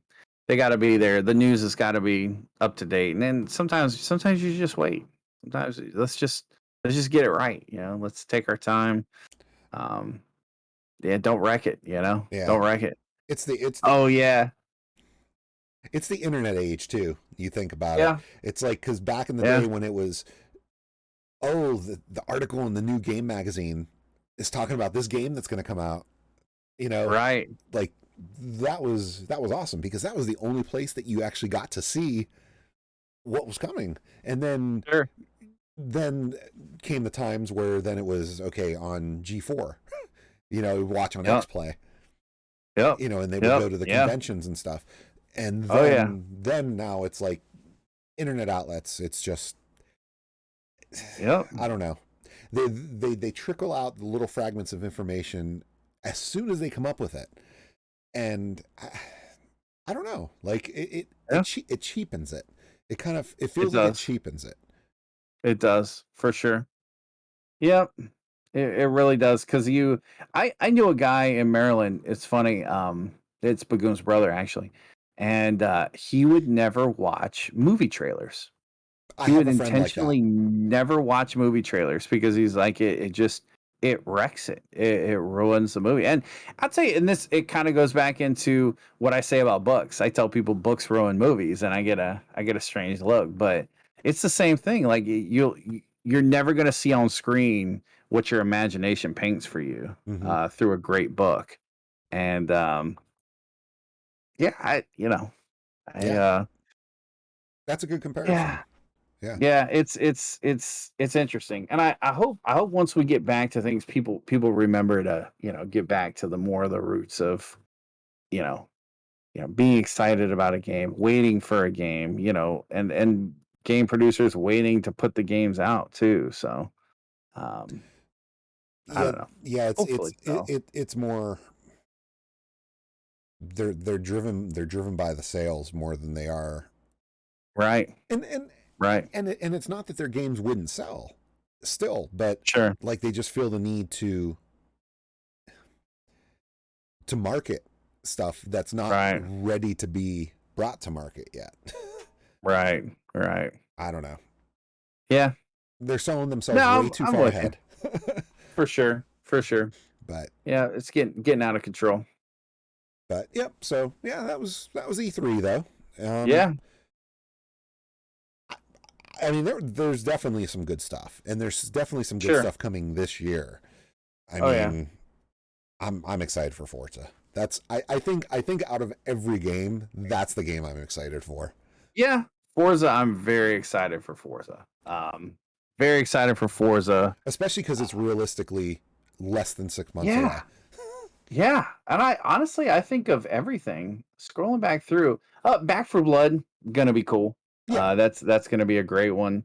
Um, I am intrigued by that Redfall. Looks Hmm. kind of cool. Halo, that's another Halo. Somerville looks interesting. Don't really have a release date. Um, Yep. yeah, but no, I'm with you. Forza, yeah, I'm excited for Forza. It's And a new game to be excited about. I gotta say too for Forza is I don't think Microsoft has ever delayed a Forza game Right, right. because they don't show the God, don't game. say that, dude. Like, Yeah, oh man, like, dude. knock on Oh wood. man.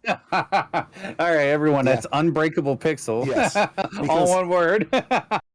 here's me giving Microsoft all the credit is they don't advertise a Forza game until it's done and it's ready. Right, Because right. I I mean they brought that out of nowhere. Yeah, And then they're like, yeah. "Oh, it's coming out in 6 months." Yeah, right. And I was like, oh crap. Wow, that's awesome. Yeah, that's really good. Um, Yeah.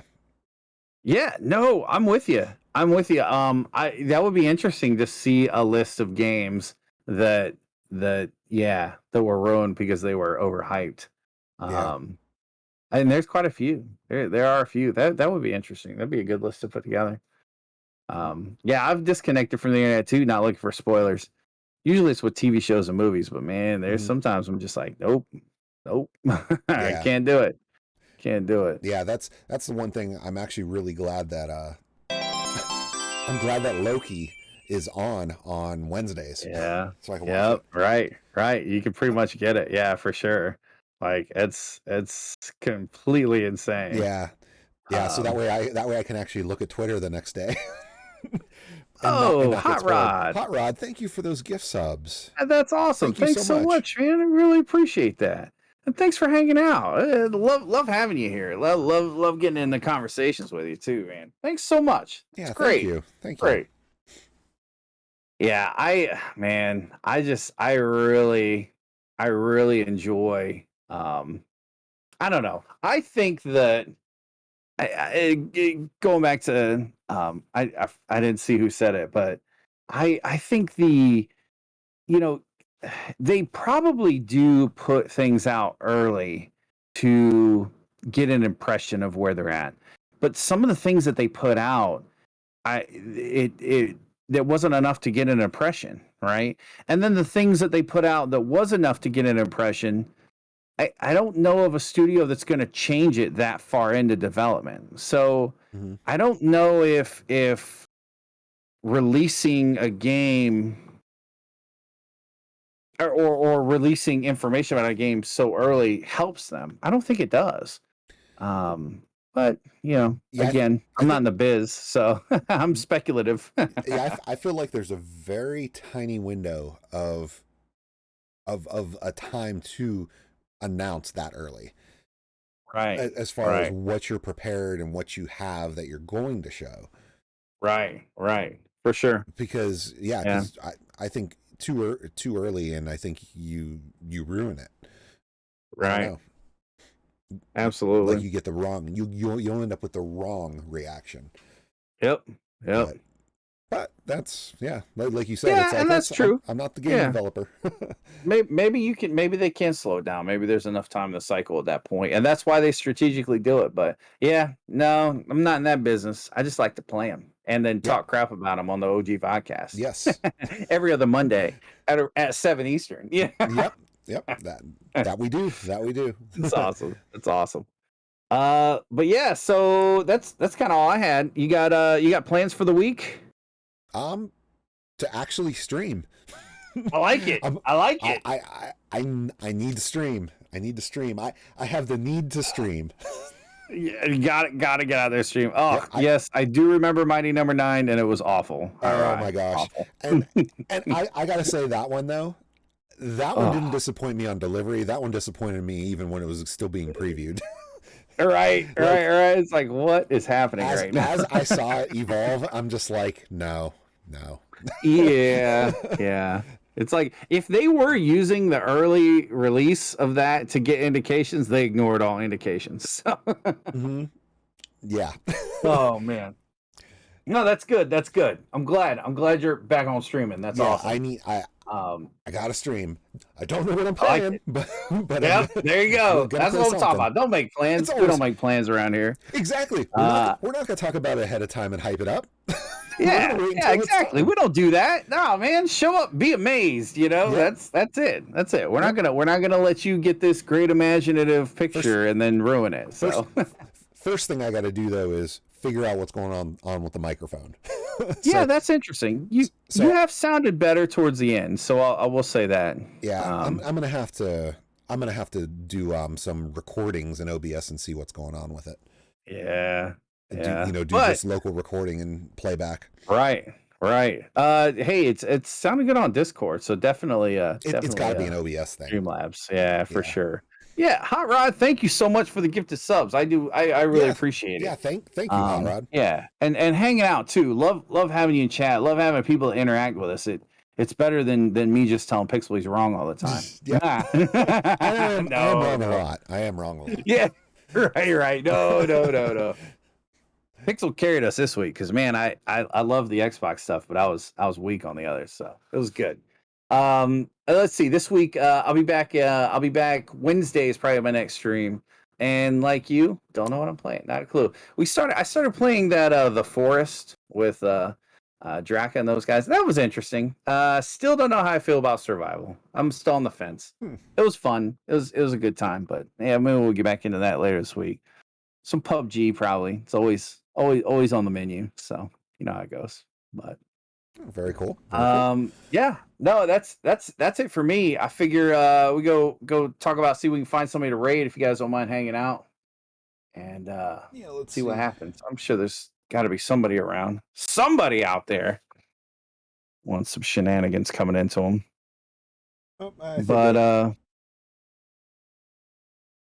He's playing that again too.